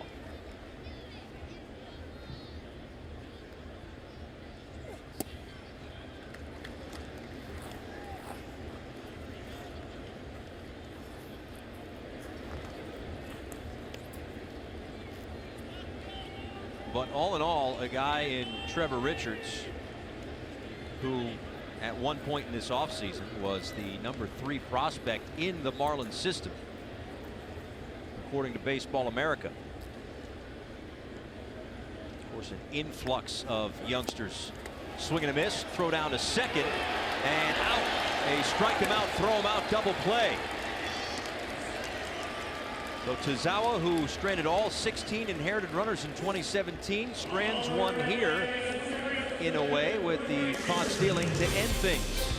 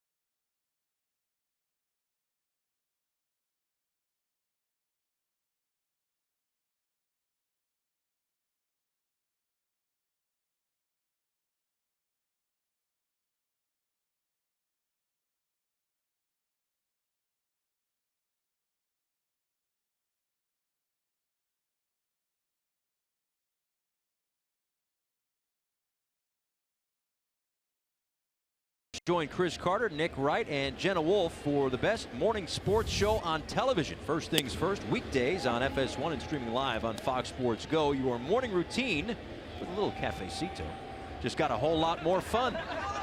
Paul Severino, Todd Hollinsworth back with you. As Tomas Talise takes a breaking ball upstairs, a ball and a strike. Juan Nieves going over things with Trevor Richards after his big league debut. What do you think that conversation's about? He kind of, the universal language of baseball, you know, they're talking about different pitches, as this one's sent out toward right center field. I mean, you break it down relatively, you know, I mean, listen, I can't get into, you know, too much pitcher speak. I'm not qualified. But the point is this, lots of success the first time through the lineup, and I think there's things that you build off of there and things that you learn. That second time through the lineup, you saw Juan kind of motioning with the curve motion and that little slider motion.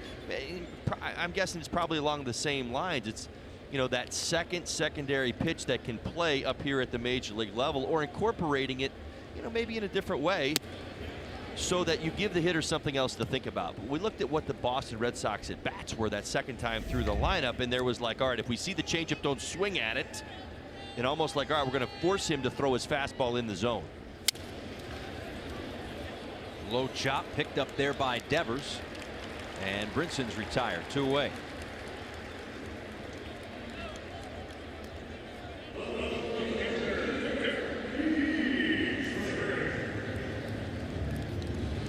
It's a tough Boston Red Sox lineup. There is no question about that.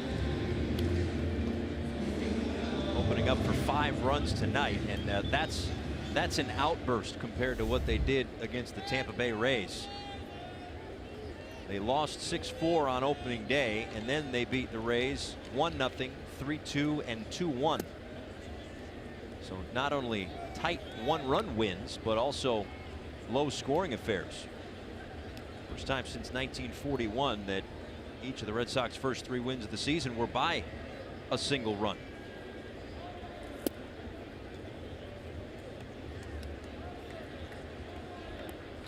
It's a well-built Boston Red Sox team. Dave Dombrowski has been putting this thing together over the last couple of seasons, and it looks pretty good on paper, Paul. Look at the top of the rotation. David Price, Chris Sale on down. Some of their younger talent making it up. I mean, you look at the construction of the offense, the roster, young players, early 20s, guys like Mookie Betts already having big time success at the major league level. Some good complementary players. Look over at Devers at third base. He's 21 years old. He's got some big time pop. Good defensive center fielder. And we've done this whole game. We haven't even mentioned J.D. Martinez just because he's not in the lineup tonight. It's an excellent point. Took him a while to find a home, but settled in with the Boston Red Sox. A guy who's got ties to South Florida, and J.D. Martinez. He called strike 3. And Dietrich is down for out number 3 in the 5th. You could do virtually anything at the ballpark. 5-1 Red Sox.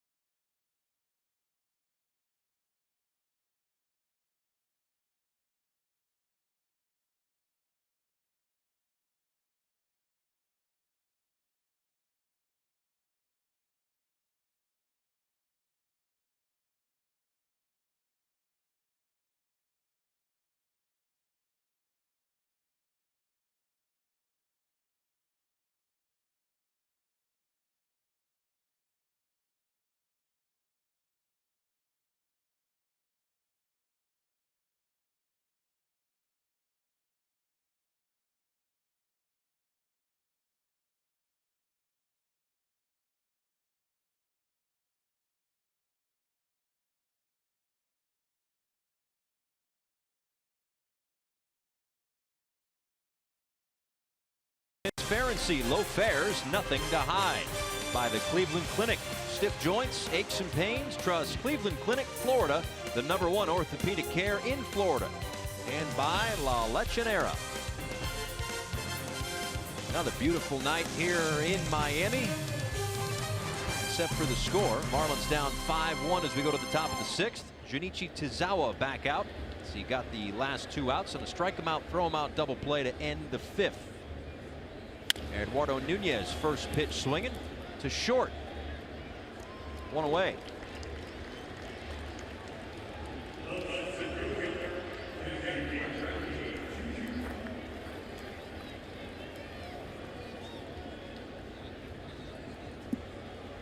Again, back tomorrow, 5:30 with Marlins Live for a 6:10 first pitch, a short 2-game set.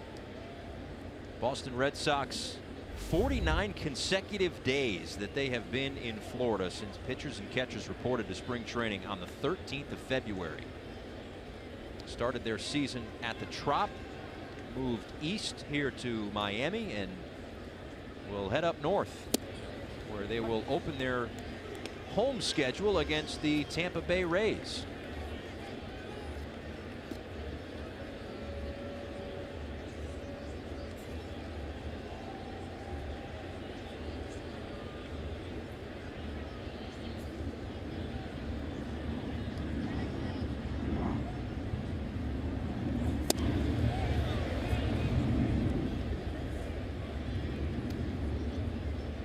Mentioned the fact that it's just amazing weather here. It's 38 degrees in Boston.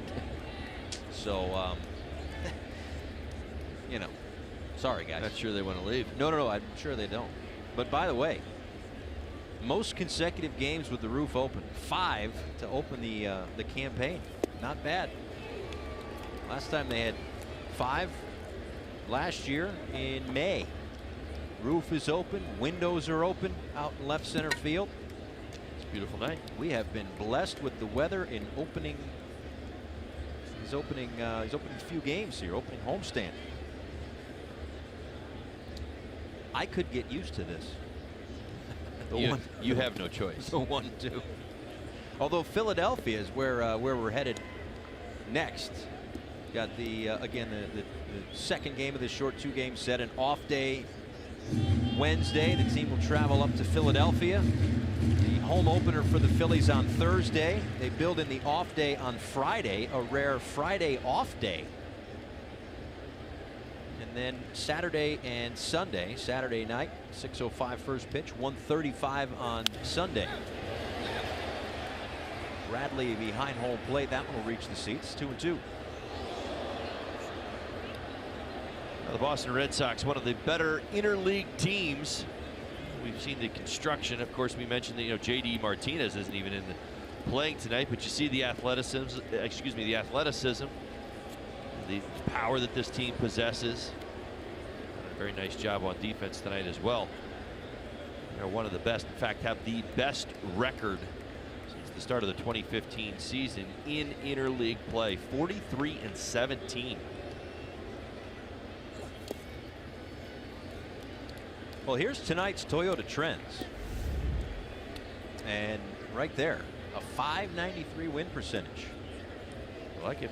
Certainly makes some sense. You see how this team almost unfazed. If we obviously mentioned JD Martinez not playing tonight, but you look at the offense, the team that they've got on the field tonight, and it's a pretty good one. I mean, I think that's probably why we got to the 5th inning and didn't even mention JD Martinez isn't playing tonight. Castro for out number 2. When you look at their outfield, Benintendi and Betts and Bradley Jr. It's big league outfielder. It's certainly big league outfield. Not even mentioning JD Martinez. That's right. JD's going to get a chunk of playing time, most of his playing time probably, as the designated hitter. Again, came over to Boston on a 5-year, $110 million deal. Again, late in the offseason. It was February 26th when he officially signed his deal. There was some hesitation, might be the right word. Sounded like, the rumors, the sources, all the, the different things. It's close, it's going to happen. And then all of a sudden there was a little bit of a hiccup along the way. But they still settled on the 5-year for $110. They'll make $23.75 million this year and next year and in 20. And then it dips to $19.375 for 2011 and for 21 and 22. But he can also opt out after both the 2019 and 2020 seasons. So a lot of different things working contractually for JD Martinez. A few different pitches working for Junichi Tazawa as he goes 1-2-3 here in the 6th. 5-1.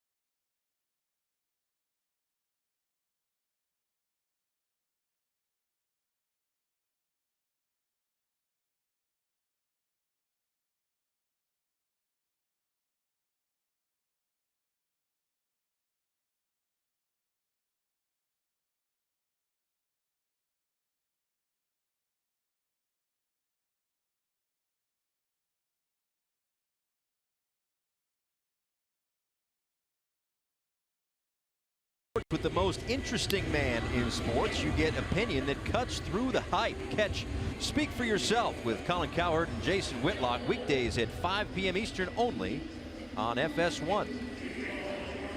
Paul Severino, Todd Hollandsworth back here at Marlins Park. First of a short two-game set between the Red Sox and the Marlins. Boston with 3 runs in the 4th, 2 more in the 5th. A 4-run cushion here as we go to the bottom of the 6th inning. Starlin Castro, Brian Anderson, and Justin Bour due up against the young lefty, who to this point through the first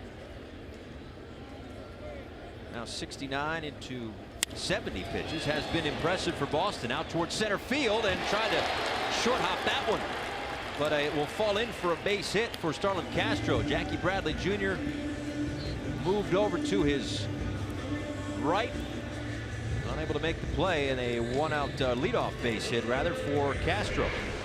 This is what makes Starlin Castro such a good hitter. You see the effort by Bradley Jr. there. Not able to come up with the catch, but again, as a good center fielder wants to do, if he's not going to do it and he's got to go to his knees, got to keep the ball in front, and he does. That keeps Starlin Castro at first base. A full-out dive right there forward. If he misses that ball, then it goes to the wall, and the Marlins could be off and running with extra bases. Get back to Starlin Castro in the breaking ball. He struck out his first at bat on the breaking ball, laid off at his second at bat and got himself a fastball. And then, what's Johnson do? He says, you know what, I got you to strike out on it. I'm going to throw it again to start this at bat. And what's he do? He lines it to center field for a base hit. Starlin's a good hitter, people. Marlins fans are going to enjoy watching him this year. Enjoyed watching Brian Anderson, who connected on his first major league home run back in the 2nd inning. A shot to the opposite field in right. Such good signs from Anderson here in the first homestand. I'm not getting at the results so much, Paul. I would really just speak to the emotion of a young hitter. I mean, there's obviously value that you place on last season in September, you know, helping to lead into what you believe is going to be a great breakout, you know, rookie season. When you start to get great results early, you start to really blossom in the confidence department. You start to relax, you start to trust your skill set. You know, at some point when the hits start to slow down a little bit, you don't doubt the process. You don't doubt what you're doing. You just continue to kind of grind through that. That's what a good quick start sets in motion. We'd all love to get 2 hits a night, but we know that's not going to happen. Bat. Well, he did get 2 hits on opening day, and with the home run earlier, now a 5-game hit streak to begin the 2018 season. He draws the walk right there, and there are now 2 runners on base for Justin Bour.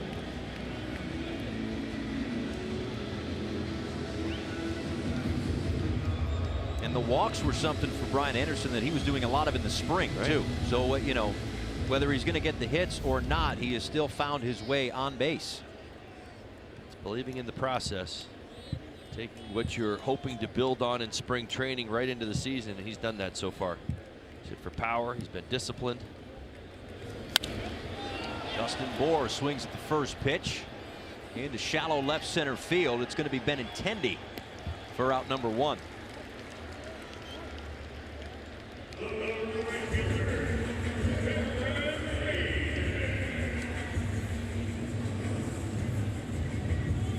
So with 2 on and 1 out, that is going to bring up Cameron Maben.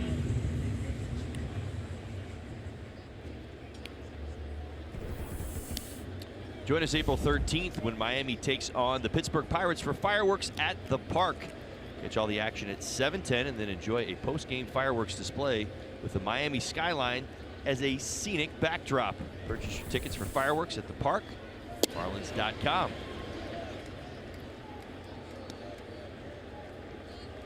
Cameron Maben singled in the 4th inning. Now 18 for 58 in his career at Marlins Park. He's comfortable here.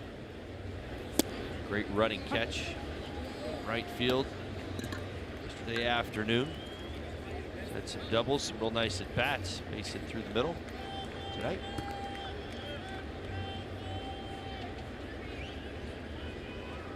So important for your team to find its rhythm early in a season.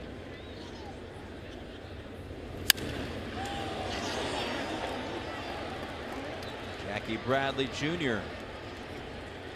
2 away.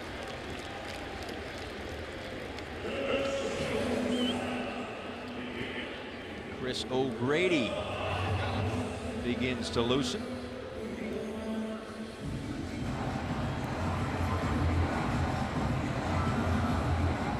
As does Heath Hembry.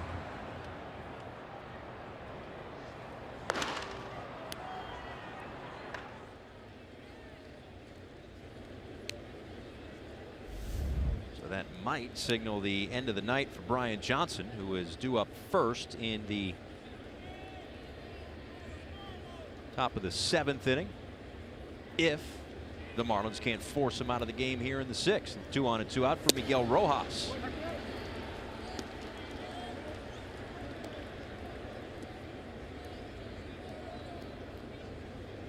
Rojas hitting .294, getting on base at a .400 clip. Getting his hits, getting on base. And something that never slumps for this guy is his defense as well. We've seen that throughout the first 4.5 games of this young season. I'd like to see Rojas come through in this situation. Last couple of innings, 2 out of the last 3 innings. The 4th inning now here in the 6th. The Marlins had the first 2 guys on, first and second, unable to move off of first and second.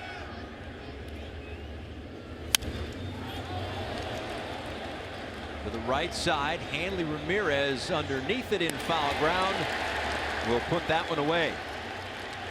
6 strong innings for the Red Sox starter Brian Johnson. He's got a 5-1 lead through 6.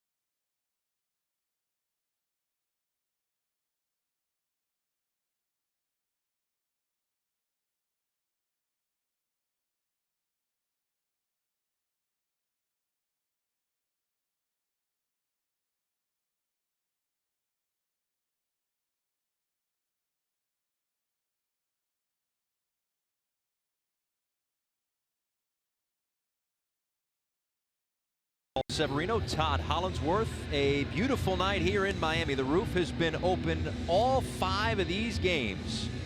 75 degrees tonight, a little bit of a breeze to keep us nice and cool. Roof is open, windows are open. You sound like a Northeastern guy that just moved down to South Florida. I hate to rub this in, but my goodness, if we go around the majors and look, the Yankees got snowed out. The Mets got snowed out, and it's a good thing the Red Sox are here now, and this series not being played at Fenway Park, where it's in the high 30s. Eesh. Not the case at all. Chris O'Grady on the pitch, on in relief of Junichi Tsuzawa, who worked an inning and 2/3 and struck out 1 for O'Grady, his 4th appearance out of the pen for Don Mattingly, as Blake Swihart, the pinch hitter, sends one high in the air to deep center field, but plenty of room for Lewis Brinson. 1 away in the 7th.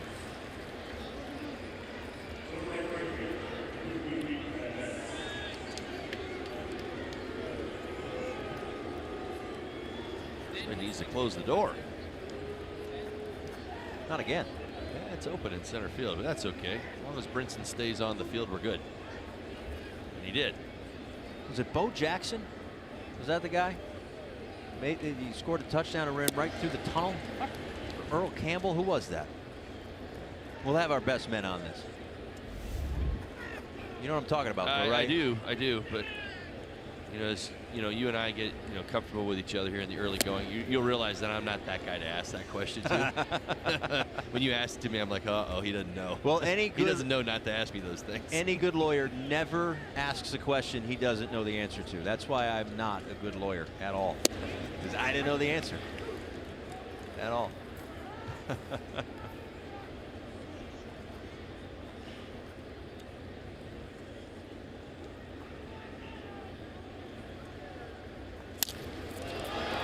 Mookie Betts to left field, a line drive, gone. A home run for Mookie Betts.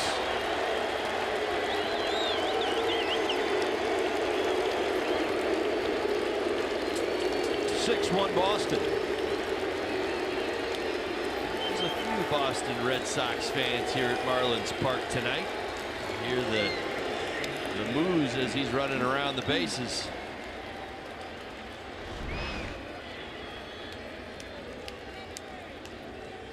Down to get the breaking ball just above the shoe tops, out over the front foot. Able to go get that breaking ball. Not a terrible pitch from O'Grady. Tip your hat. More about Mookie Betts on that.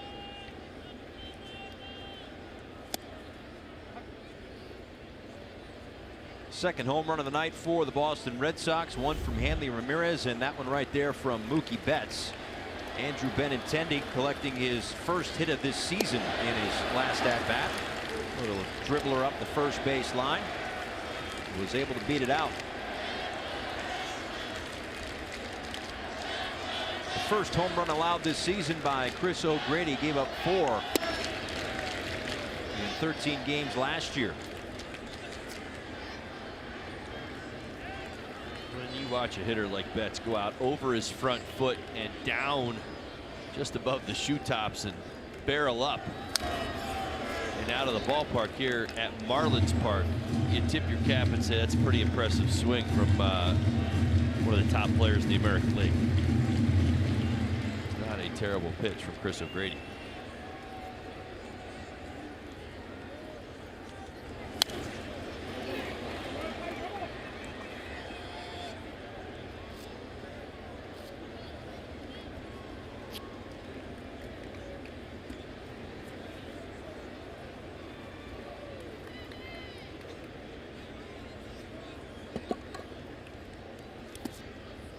Smothered by Talese. Mentioned Benintendi getting his first hit of the season earlier.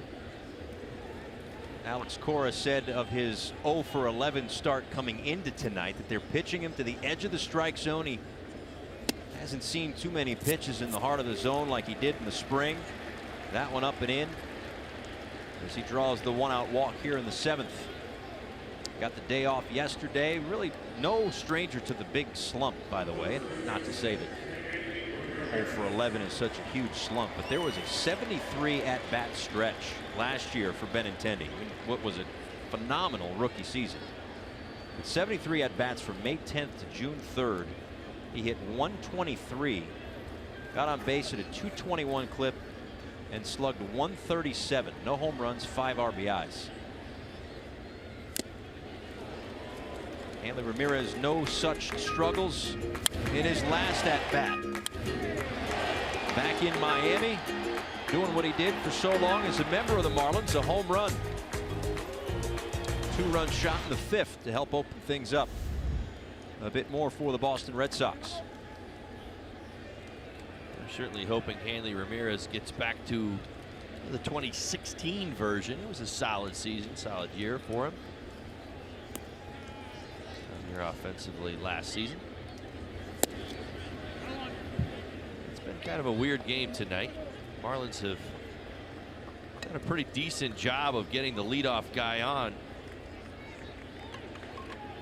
half the innings tonight they have. It hasn't translated into runs. Now for the Boston Red Sox, they failed to get the leadoff guy on in every inning. They've scored 6.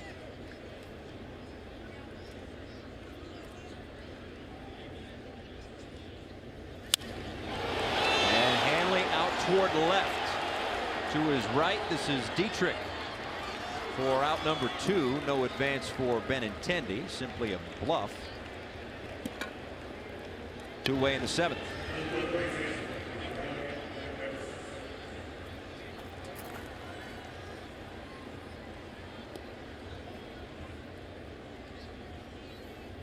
First time O'Grady is facing the Boston Red Sox in his young career. Speaking of young career, it's been a young, productive one so far for Rafael Devers.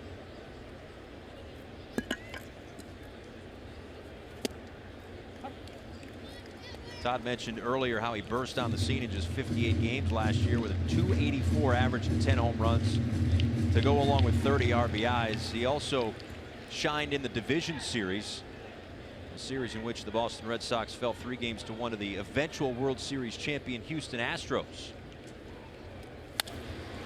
Devers lines one to right, stays up for Maben.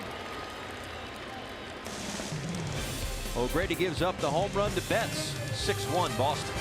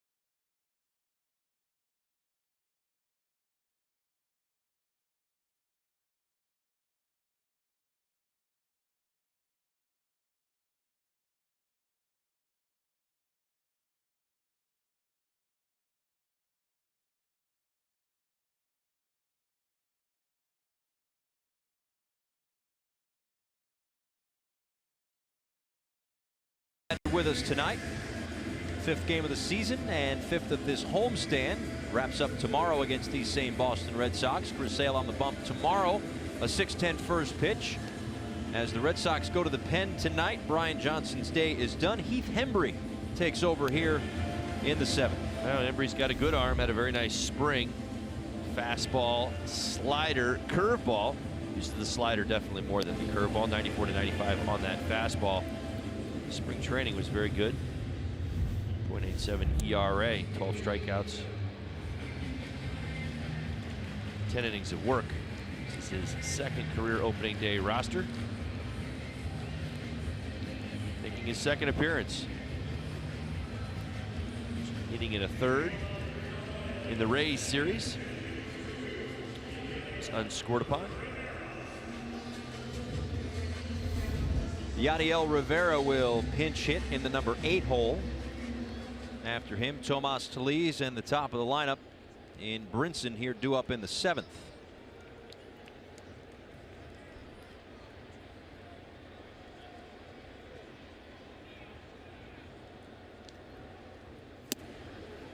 Fastball upstairs to Rivera. So Hembree comes in relief of Brian Johnson, who was really good in 6 innings of work. As they say, scattered the 6 hits. Also struck out 5. And really continued the trend that has been going on for the Boston Red Sox in their starting pitchers in the first go-round. through their rotation, 5 starts, 30 innings, and just 3 earned runs. And really until tonight, this 6 runs is their highest offensive output of the season. Lost a game scoring 4 runs on opening day, and then in 3 consecutive wins, they scored 1, they scored 3, they scored 2. I'm sure if you asked manager Alex Cora how he wants it, this would be the script.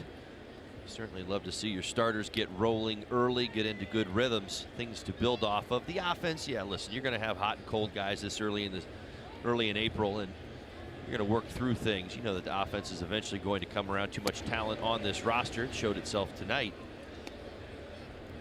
I know he is very happy with what he has seen from their starting staff.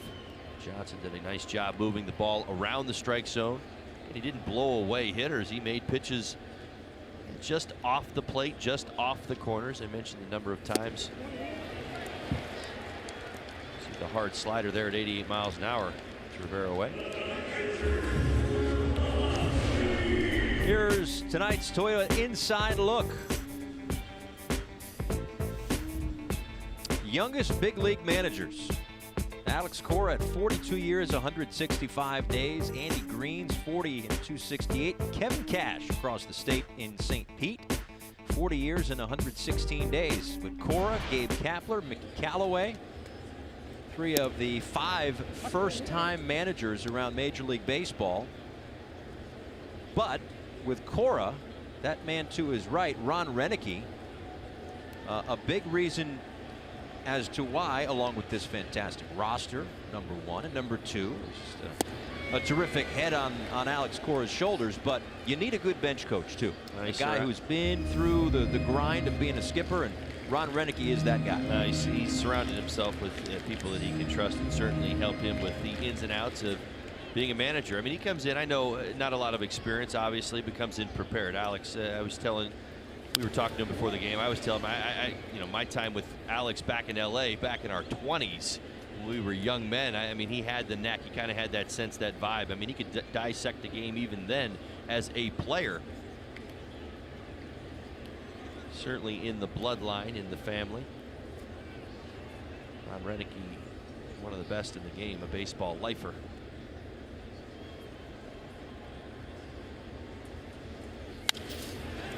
Line drive, base hit for Tomas Tellez with 1 out here in the 7th inning. Second hit in 6 at-bats. Seen fastball in off the plate, maybe just on the corner, but a tight pitch. Good swing from Tellez. Hands back, short, compact stroke.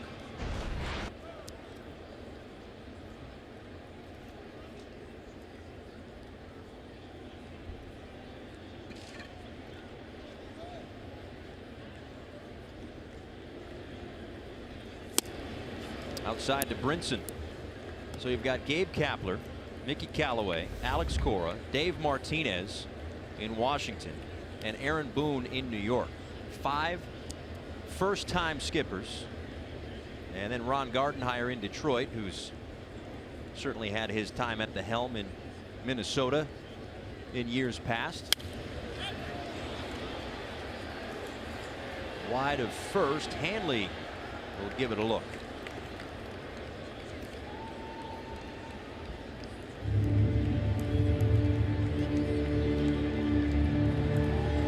That's not even the most. There's 5 first-year managers this year. Did you know that there were 9, where was it? It was 10? There was 10 one year, I thought. There was a bunch of 9s in here. I told you don't play Did You Know with me. Like, it's unbelievable. That's not my game. First-year skippers. I mean, there's just an influx of it. Listen, we can do the match game, Candyland, Chutes and Ladders, but I do not do Did You Know. Unless it's Marlin related. All right. And Alex Cora embarking on what he and the Red Sox certainly hope will be a lengthy run in Boston.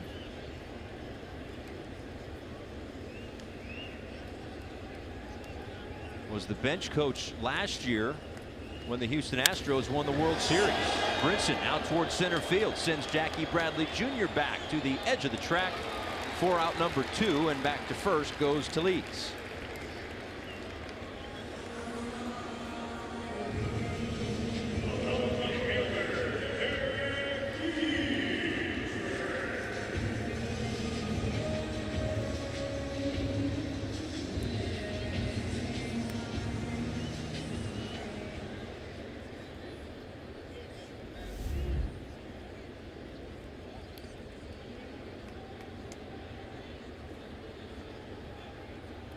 Derek Dietrich, a walk in the third, couple of strikeouts tonight,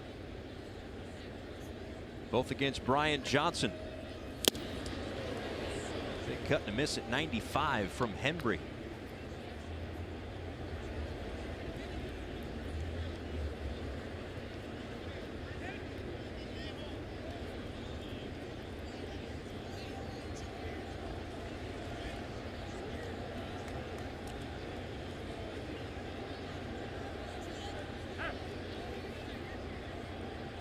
This is a Red Sox bullpen mostly intact as Jacob Turner loosens for the Marlins. In their bullpen, mostly intact from last year when this relief staff had the second best ERA in the American League. Of course, at the back end of it all is one of the best in the game, Craig Kimbrell.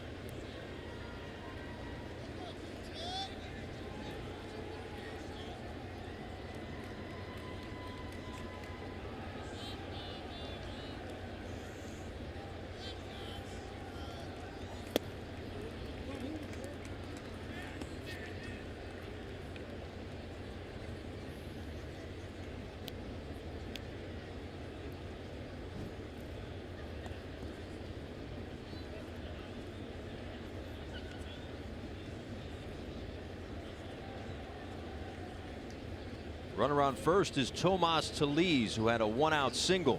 2-1 to Dietrich. Out toward right, Mookie Betts moving over toward the line for out number 3. We are through 7 at Marlins Park. Marlins down 6-1.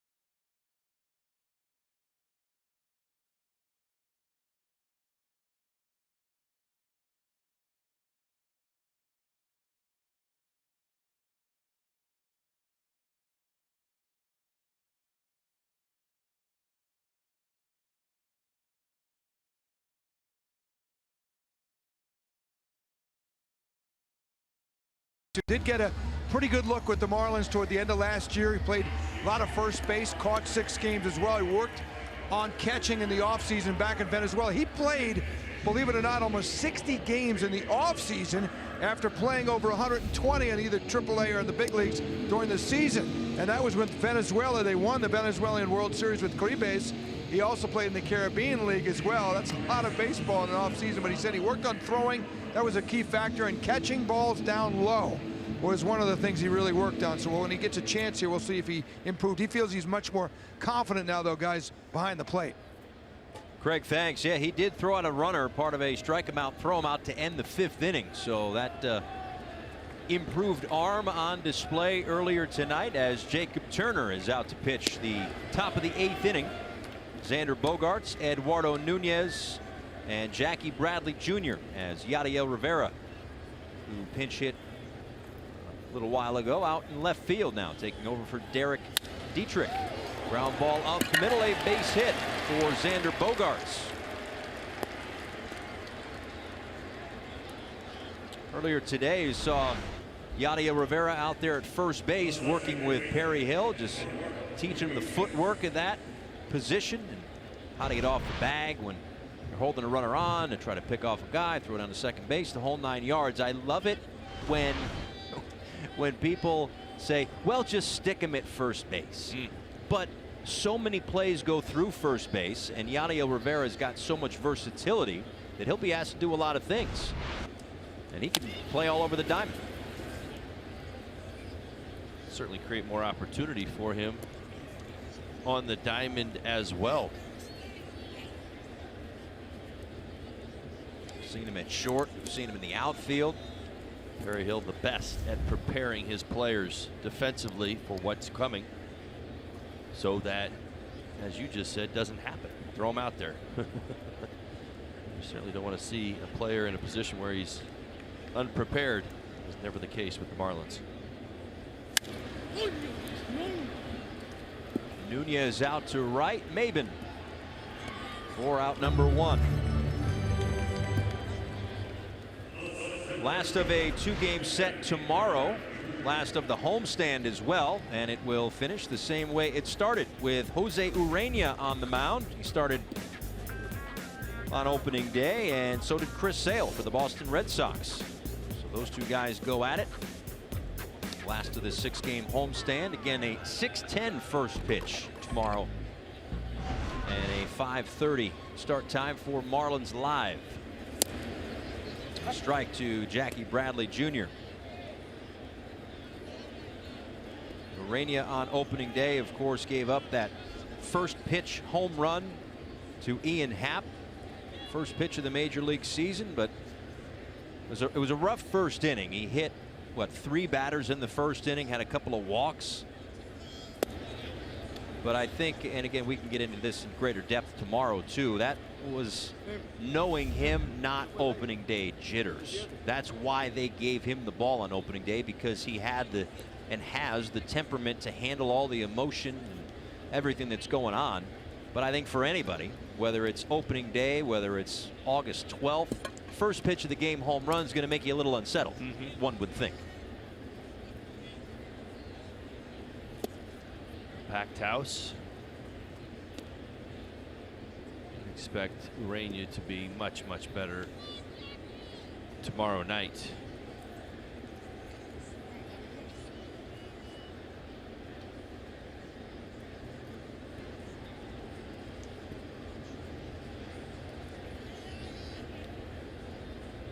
Two-1 to Jackie Bradley Jr. He's outside, 3-1. He walked and scored in that 3-run 4th inning.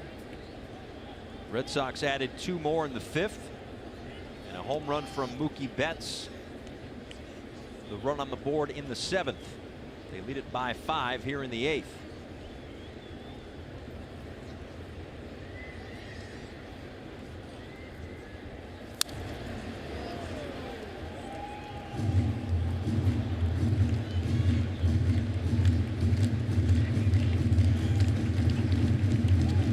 Last year for Jackie Bradley Jr., his first half was much better than his second half. He had 12 home runs to go along with a .280 batting average, .363 on base percentage, slugged .490. Second half of the season, 7 fewer home runs, a .204 batting average, .277 on base percentage, and he slugged just .302. Up the on base percentage here by drawing the 1-out walk. Second walk tonight.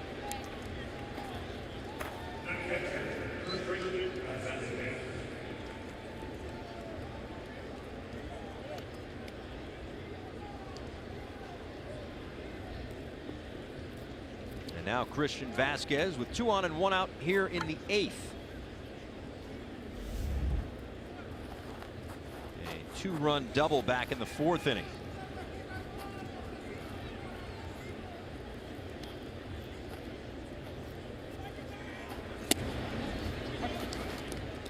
MLB At Bat is your .1 app for Marlins baseball. Customize your experience to catch every moment this season. Get Marlins home screen icons and features such as the MLB.TV Game of the Day, pitch tracking, in-game highlights, live radio broadcast, stats, news, and more. Download MLB At Bat today.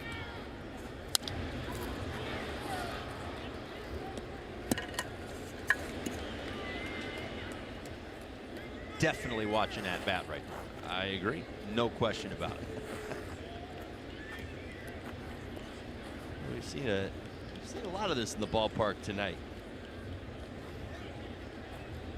Marlin fan sitting next to a Red Sox fan.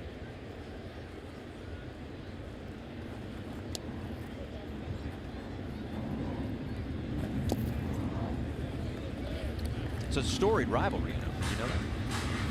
Red Sox hold a 22-12 edge in this all-time series. Right.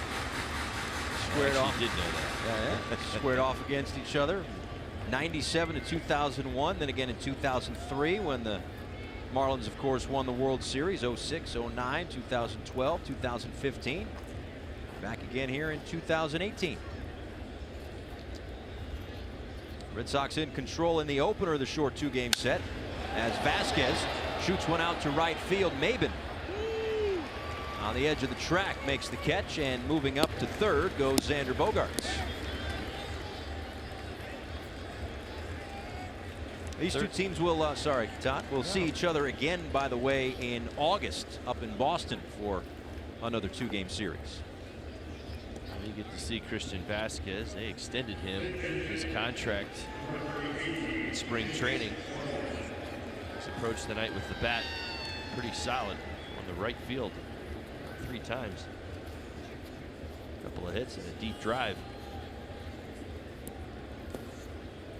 Mitch Moreland off the bench for the Boston Red Sox, hitting in on that number 9 spot. Saw Blake Swihart get a pinch hit appearance back in the 7th. 2 ABs from the starter Brian Johnson, who went 6 innings tonight, gave up an earned run and struck out 5 Miami Marlins.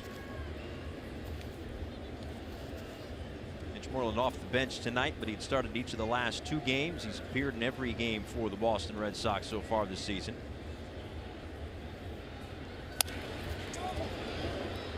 Jump roping out of the way is Bogaerts, 1-1. Cue shot off the bat, cracked the, may have cracked it from the cup down. Happens sometimes when you hit the top end of the bat. Snuck a ball down the third base line. He's had success in limited interleague experience, just 9 games in his career, but 12 for 37. That's a .324 average, a couple of home runs and 6 RBIs.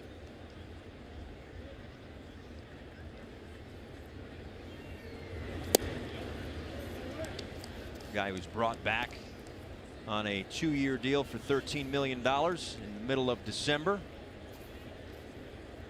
Back to play some first base, maybe DH a little bit. With JD Martinez, if there are any kind of questions or log jams, first base might be it. First base DH. Back to Turner, who underhands it to Bohr, and the inning is over. We go to the bottom of the 8th inning. 6-1.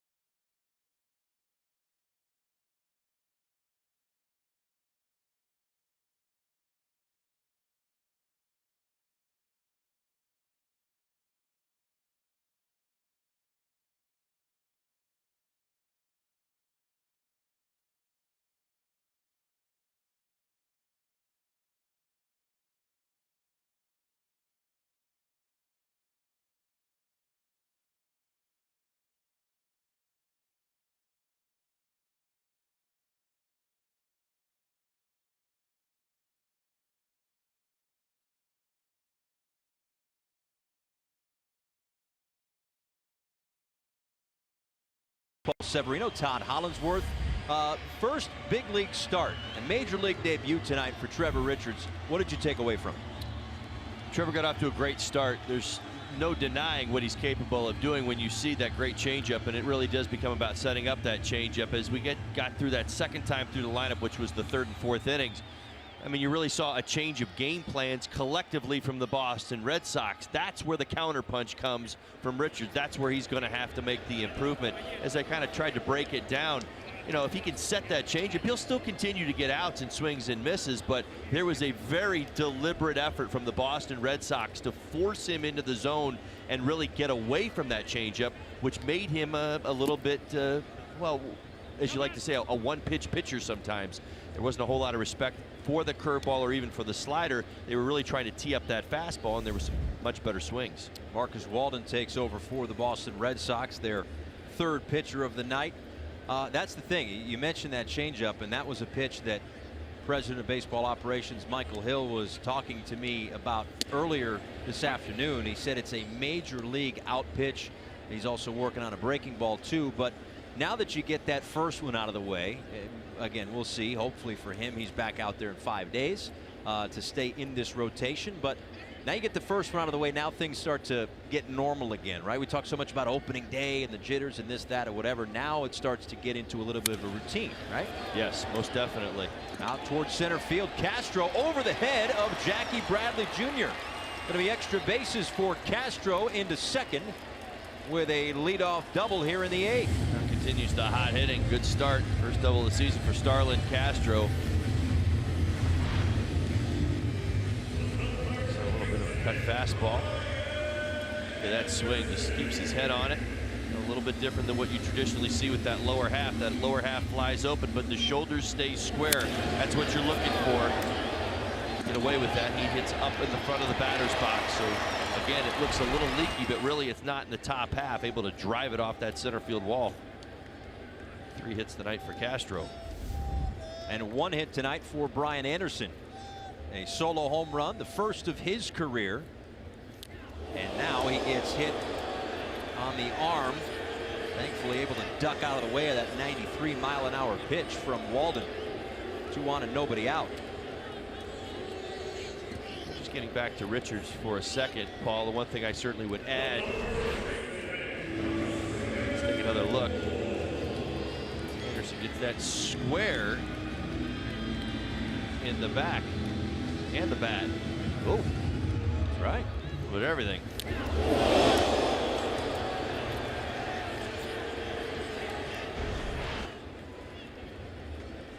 Thankfully able to shake that one off. Yeah, just to finish up, you know, with Richards, that first step in just about every ball game, that changeup is going to be a tremendous weapon. I say this an awful lot. Hitters are absolutely aware of the advanced scouting report and a video that they'll see. I'm talking about potentially his next starts here at the major league level. It's still going to be a really big asset for him, that changeup, even if he doesn't have his secondary pitches maybe nest right away. So he will be able to probably get through a lot of the beginning of these games, much like he did tonight, and I think you'll see similar results. Again, it's going to be when the hitters start to see him a second and third time, you know, even in a ball game where the adjustments are going to have to be made. The guy who was the Marlins minor league pitcher of the year last year. First big league start out of the way. And hoping that his Marlins team can forge a rally here with 2 on and nobody out in the bottom of the 8th inning. And if they are, this is the guy that they would want at the plate, Justin Bour, who got a base hit the other way against the shift back in the 4th inning.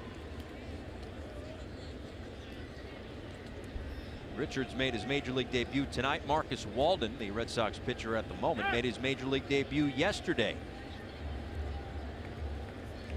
Got a hold in an inning and a third, gave up a hit. One of the new faces of this bullpen that was so good for the Boston Red Sox last year. As I mentioned before, a lot of the pieces are back from 2017 when they had the second best ERA in the American League. Alex Cora trying to get Walden into a situation, as you mentioned, 4 outs yesterday from him. lower leverage. 6-1 ball game here in the 8th. Makes certainly some sense. You see the arm. That's what they love in the makeup. Fastball slider does have a changeup. 94 to 96.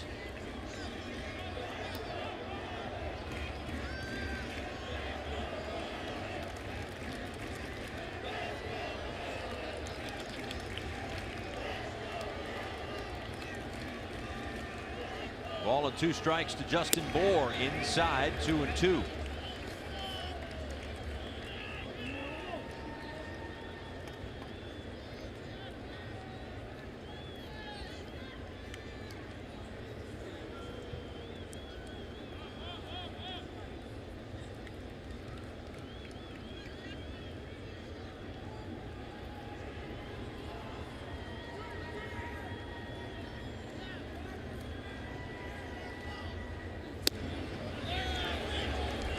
Takes off the outside edge and the count runs full.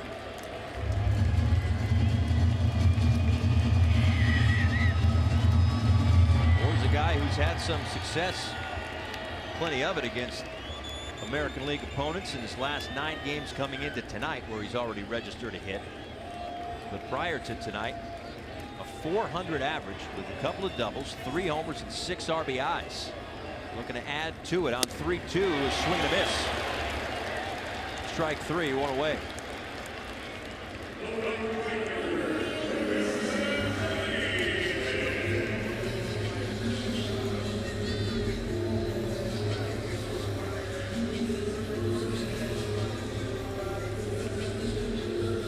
Now it's up to Cameron Maybin. He also singled in the 4th inning right after Justin Bohr.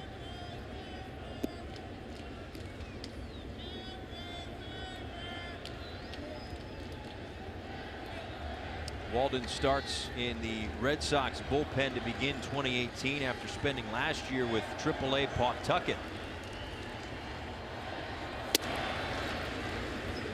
He won their Most Valuable Pitcher award. Solid numbers last year for Marcus Walden, 10-6 with a .392 ERA and 86 strikeouts in 29 games. Roughly half of those games as a starter.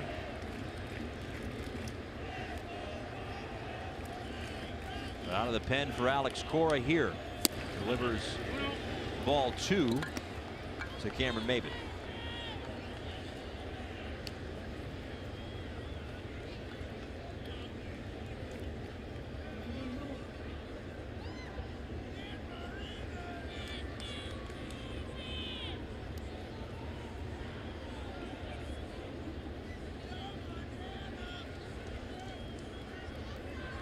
Hitters count for the Marlins right fielder.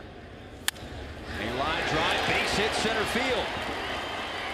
Getting the green light around third, and in to score is Starlin Castro. It's now 6-2 on the RBI from Cameron Maybin.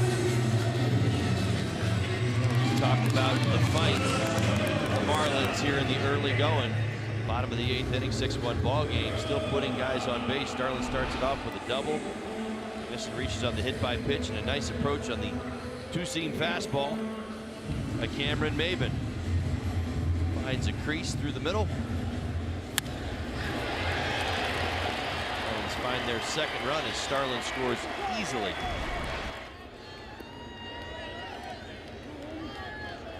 Second hit of the ball game for Maybin.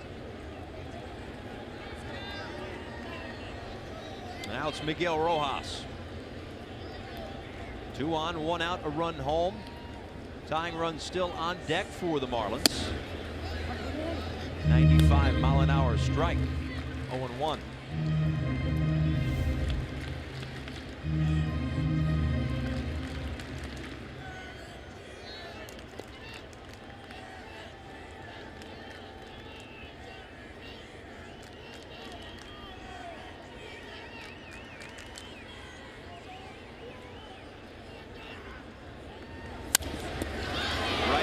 Up the box.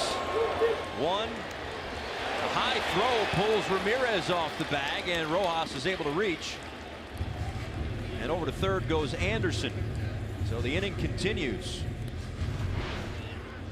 Hard hit ball back to the mound. Walden leaves his feet, keeps his glove down. Throw to first. Rojas hustling all the way.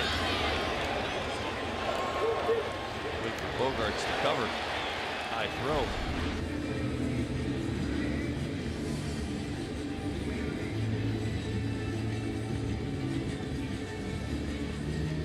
So first and third and 2 out after a meeting on the mound. You got Brian Anderson over at third. Miguel Rojas at first. His first career long ball, one of the topics in Marlins Live. The post-game show coming up after this one. Trevor Richards will break down his big league debut. And some clubhouse reaction from this opener of a short 2-game visit with the Boston Red Sox. Greg Minervini and Jeff Nelson have you covered on Marlins Live after the game. Hope the mood of that post-game show changes a little bit from this point forward. 6-2 Red Sox, but here is Yadiel Rivera.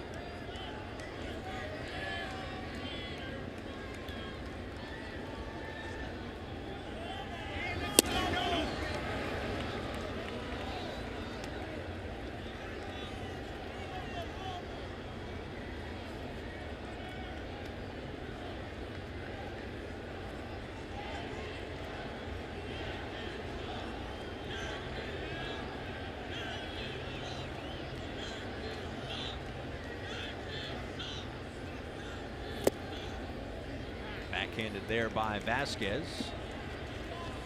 Keep a potential run from scoring.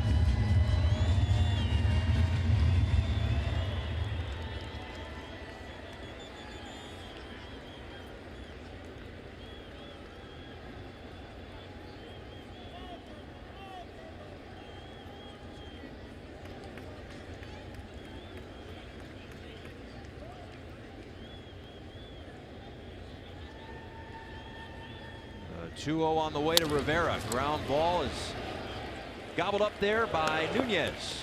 And the inning is over. But the Marlins get one on the RBI from Cameron Maben. 6-2 through 8.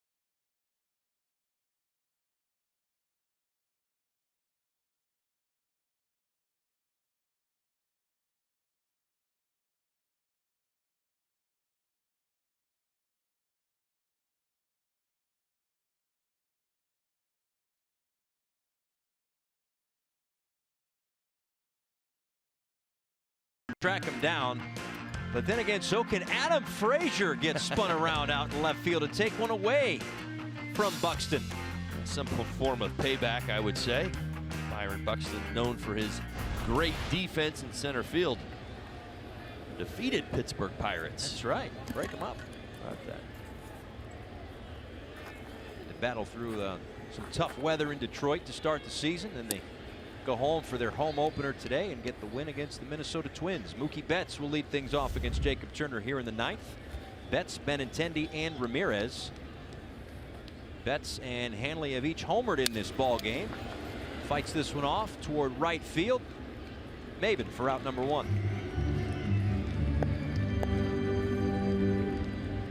And thankfully for the Pirates, they were able to get their home opener in today.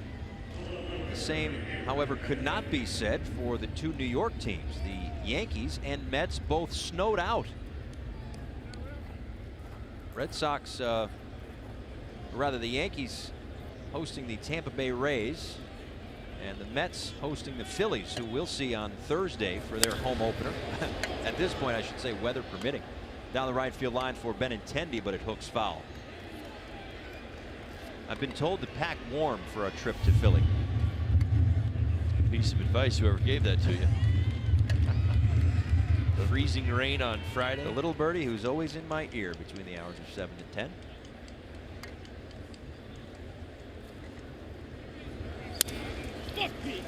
On the ground towards second. And frustrated Andrew Benintendi is retired. Sorry for that.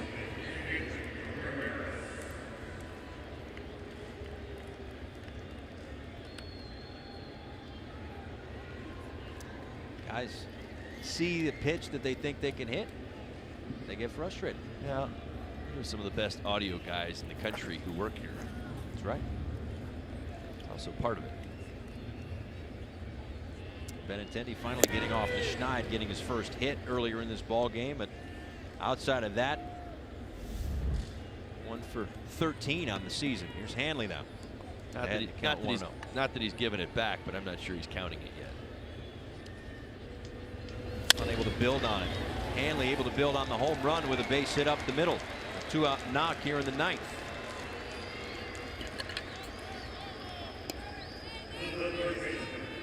Two-hit night for Ramirez.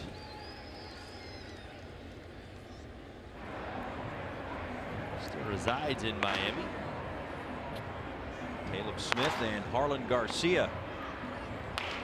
Both of them pitched extremely well in that 17 inning game on Friday night. Smith had a 5 1/3 innings and 8 strikeouts, a career high.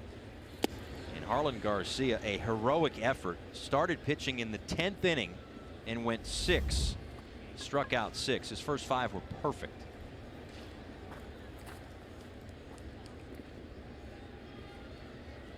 Harlan got into a rhythm. Fun to watch. Strike to Devers. Spotting his 92, 93 mile an hour fastball. Tailing action. Good slider, good changeup. You can almost feel it building as he got out there, and the first inning went, and the second inning, and next thing you know, he just had that look on his face like, I could go all night. Hanley's on the move. Throw down to second is a little off the mark. Devers' swing kind of got him right in the path of Tomas Talis. Not an easy throw at all. The stolen base for Hanley. Inside pitch, tailing in, ends up at the back foot of Devers. Hanley Ramirez, pretty good jump. Tough, real tough pitch to throw on, including the contact at home plate. Don Mattingly wants to know whether or not there was any sort of obstruction or interference with Devers, and now the umpires are going to get together. Plate umpire and crew chief Jerry Meals going to chat things over with Ben May, Ron Culpa, and Ed Hickox. Another look from up top. It's not a reviewable call whether or not Devers was in the way, but the umpires can get together and see if there was any infractions. There was not, says Jerry Meals. So on we go. The overhead clearly shows Devers spinning out of the batter's box behind home plate. Digress. And a line drive, base hit for the right center field gap. Brinson will cut that one off. Throw goes into second. And RBI double for Devers. Red Sox back in front by 5 here in the 9th. Fair to say the Red Sox bats have awoken. Taking 3 of 4 in the Rays series. Much made about the pitching. Xander Bogaerts' hot bat. Devers on the breaking ball, drives it back through the box. He is an impressive young man. Seen power all around the ballpark today. He missed a double down the left field line.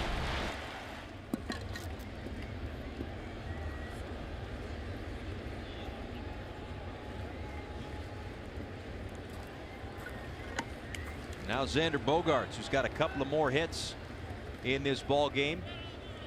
He's already got 10 on the season.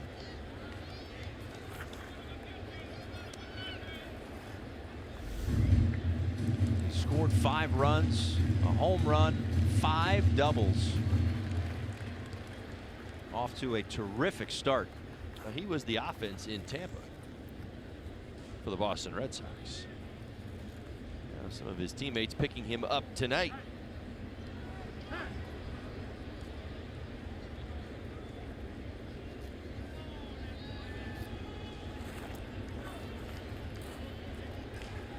He said he's really just working with his coaches, try to come in, do the same thing every day, be consistent. What I'm trying to do this year is be a little bit better, be consistent with my work, and whatever happens out there happens.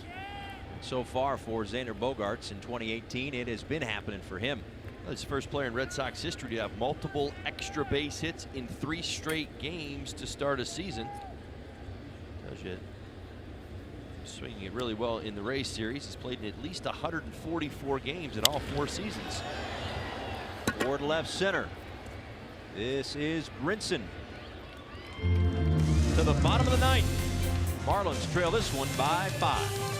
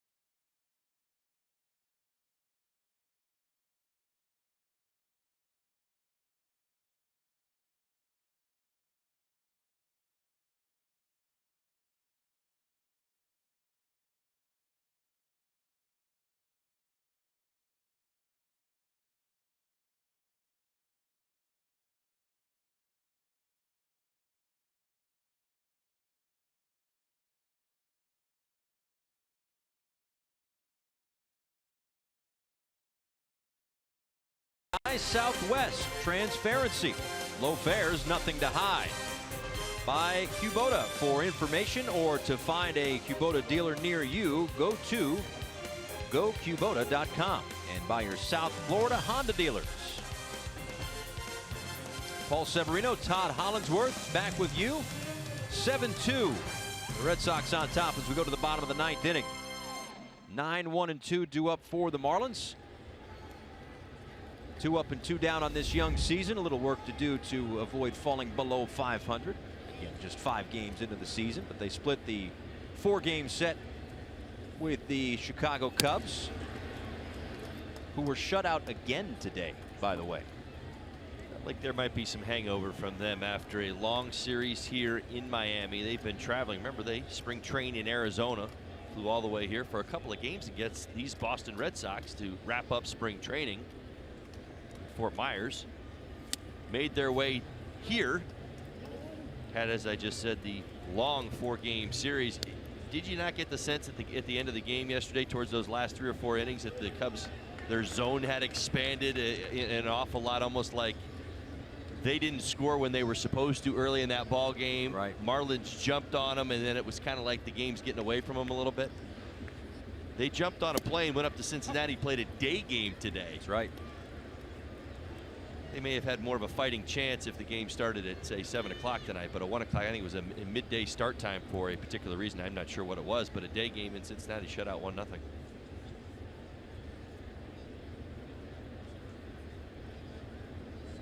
2-1 to Tomas Talese rather takes inside. And it's now 3-1. Putting together some real nice at bats. His last one, a line drive base hit to right. Seeing him capitalizing on the playing time. And just to finish that point on the Cubs, so they scored 4 runs in the 10th inning on Saturday, and then shut out here yesterday, shut out again today. They won 2 games in the series here. They scored 8, they scored 10. In their wins, they were scoring. I mean, again, it sounds stupid and simple. You score runs, you win games. You don't score runs, you don't win games. I mean, I get it, but it's like feast or famine for them in the first 5 games of the season. They had a lot of opportunities throughout the 4 games here, and certainly today. I mean, we were watching an Anthony Rizzo at bat in what, the 8th, I think it was, bases loaded. Just couldn't come through with that hit. It's never really been their MO. Even when the group got together back 2015, 2016, 2017, we're talking about a journey now. We're talking over a period of time, including a World Series championship. They have tremendous amount of power. They walk, they strike out, but the manufacturing of runs has been an issue for them for a few seasons. And a lot of times the answer that you get, even from Joe Madden in the group, and it's a good one, good take by Talese, borderline pitch, is don't tell me what what our batting average is with runners in scoring position. Tell me how many times we're putting runners in scoring position, and we'll eventually come through. And they've been actually very good at that. But when you look at the details of the early start to the season, they're not coming through. And in fact, you're right. That was the tale of the 4-game series here. They hit for more power, had more home runs, had more doubles, but when it came down to it, the better team in the 4-game series was the Marlins with runners in scoring position. Brinson takes a breaking ball for strike 1. Brinson singled back in the 3rd.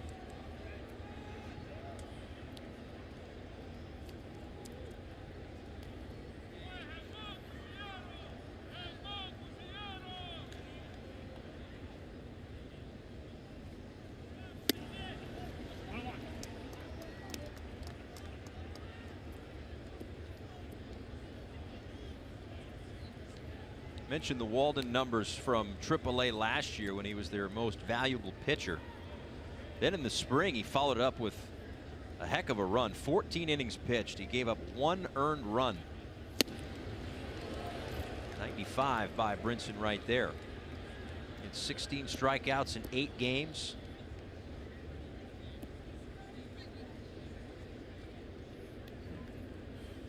Impressive start for Marcus Walden for Alex Cora's bullpen here in the early going of 2018.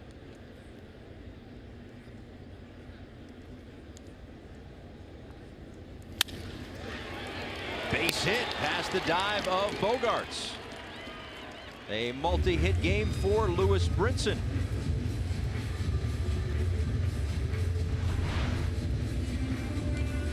Talked an awful lot about the 2-strike hitting of Mr. Brinson this season. He does it once again. But he's doing it so much now that I can't help but giggle. I'm going to go down and tell him tomorrow that it's easier to hit in the 2-0-3-1 counts. Those are more ideal. But he's been fantastic. Again, 2 hits tonight with 2 strikes. And staying up the middle of the field, too. Yeah, and his other one the other way. But again, you look earlier in the count, he missed a 95-mile-an-hour fastball. And again, this is where you start to learn about yourself. You missed, is in fact, and I don't know the answer to this. This is not me saying that, in Brinson's case, his swing was too big early in the count. But he misses the 95-mile-an-hour fastball, then catches up to the 95-mile-an-hour fastball and lines it through the middle of the field. So you start to pick up on those things. And in fact, he's hit .313 on the season. 5 of his hits this season have come with 2 strikes. So good stuff from the young man. Multi-hit game tonight. Good to see. Had a 4-hit game in that 17-inning win on Friday night, as Chad Wallach will come off the bench, get his first at-bat in tonight's game.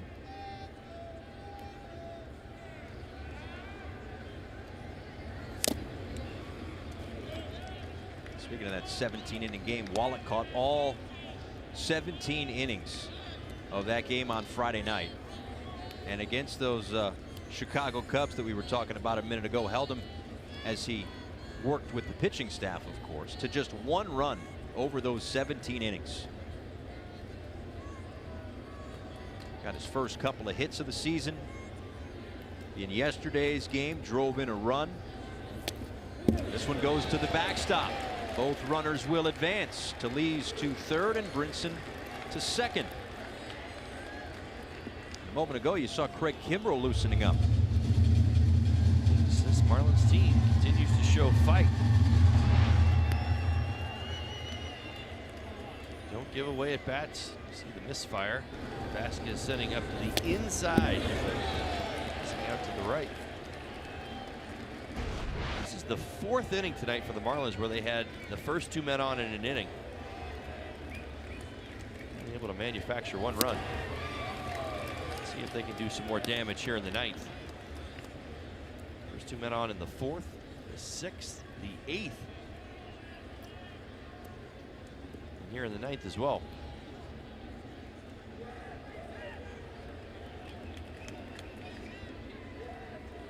Boston out hitting the Marlins 12-10.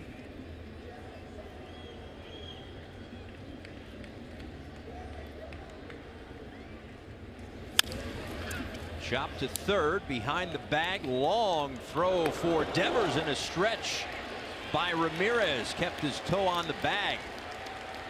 1 out.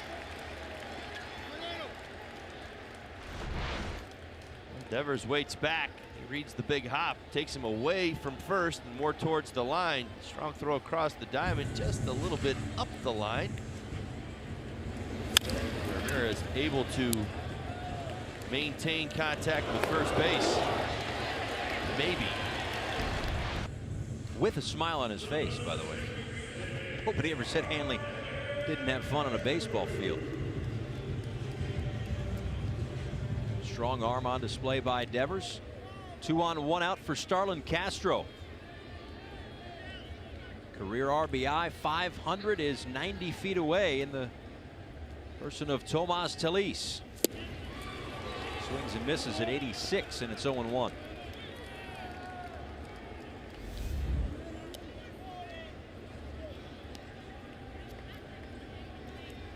Off to a terrific start with runners in scoring position for Starlin Castro. As a team, you mentioned it before, against the Cubs, they hit .382 with runners in scoring position. They'd like to add to that season total right here.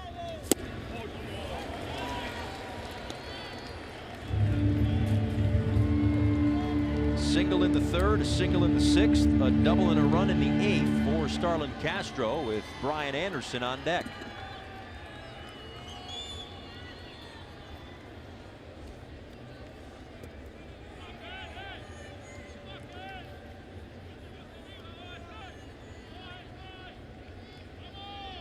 "14 pitches for Walden yesterday in his big league debut. This will be pitch number 36 here today." To Ramirez, able to pick that one up off the dirt. A run comes in to score. It's now 7-3. It's time for tonight's Coors Light refreshing finish. And it was Brian Anderson with his first big league home run. The other way to right field as he crossed home plate. He said, "Finally." And then he had to wait 10 minutes for high fives. Silent treatment in the dugout before he finally got mobbed by his teammates. First career home run. Big moment for Brian Anderson. Congratulations to Starlin Castro, his 500th RBI on the ground out. A big moment for him. Knew he was going to get there sooner rather than later. 1 round number taken care of. Oh, that'll happen, of course, real soon.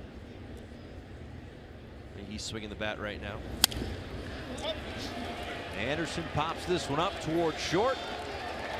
Bogarts puts it away, and the Red Sox pick up the victory 7-3 tonight in Miami.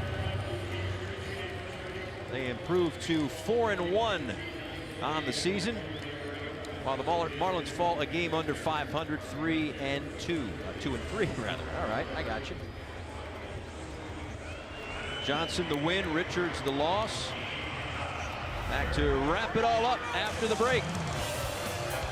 Marlins Live coming up after the 7-3 Red Sox win. Craig Minervini and Jeff Nelson.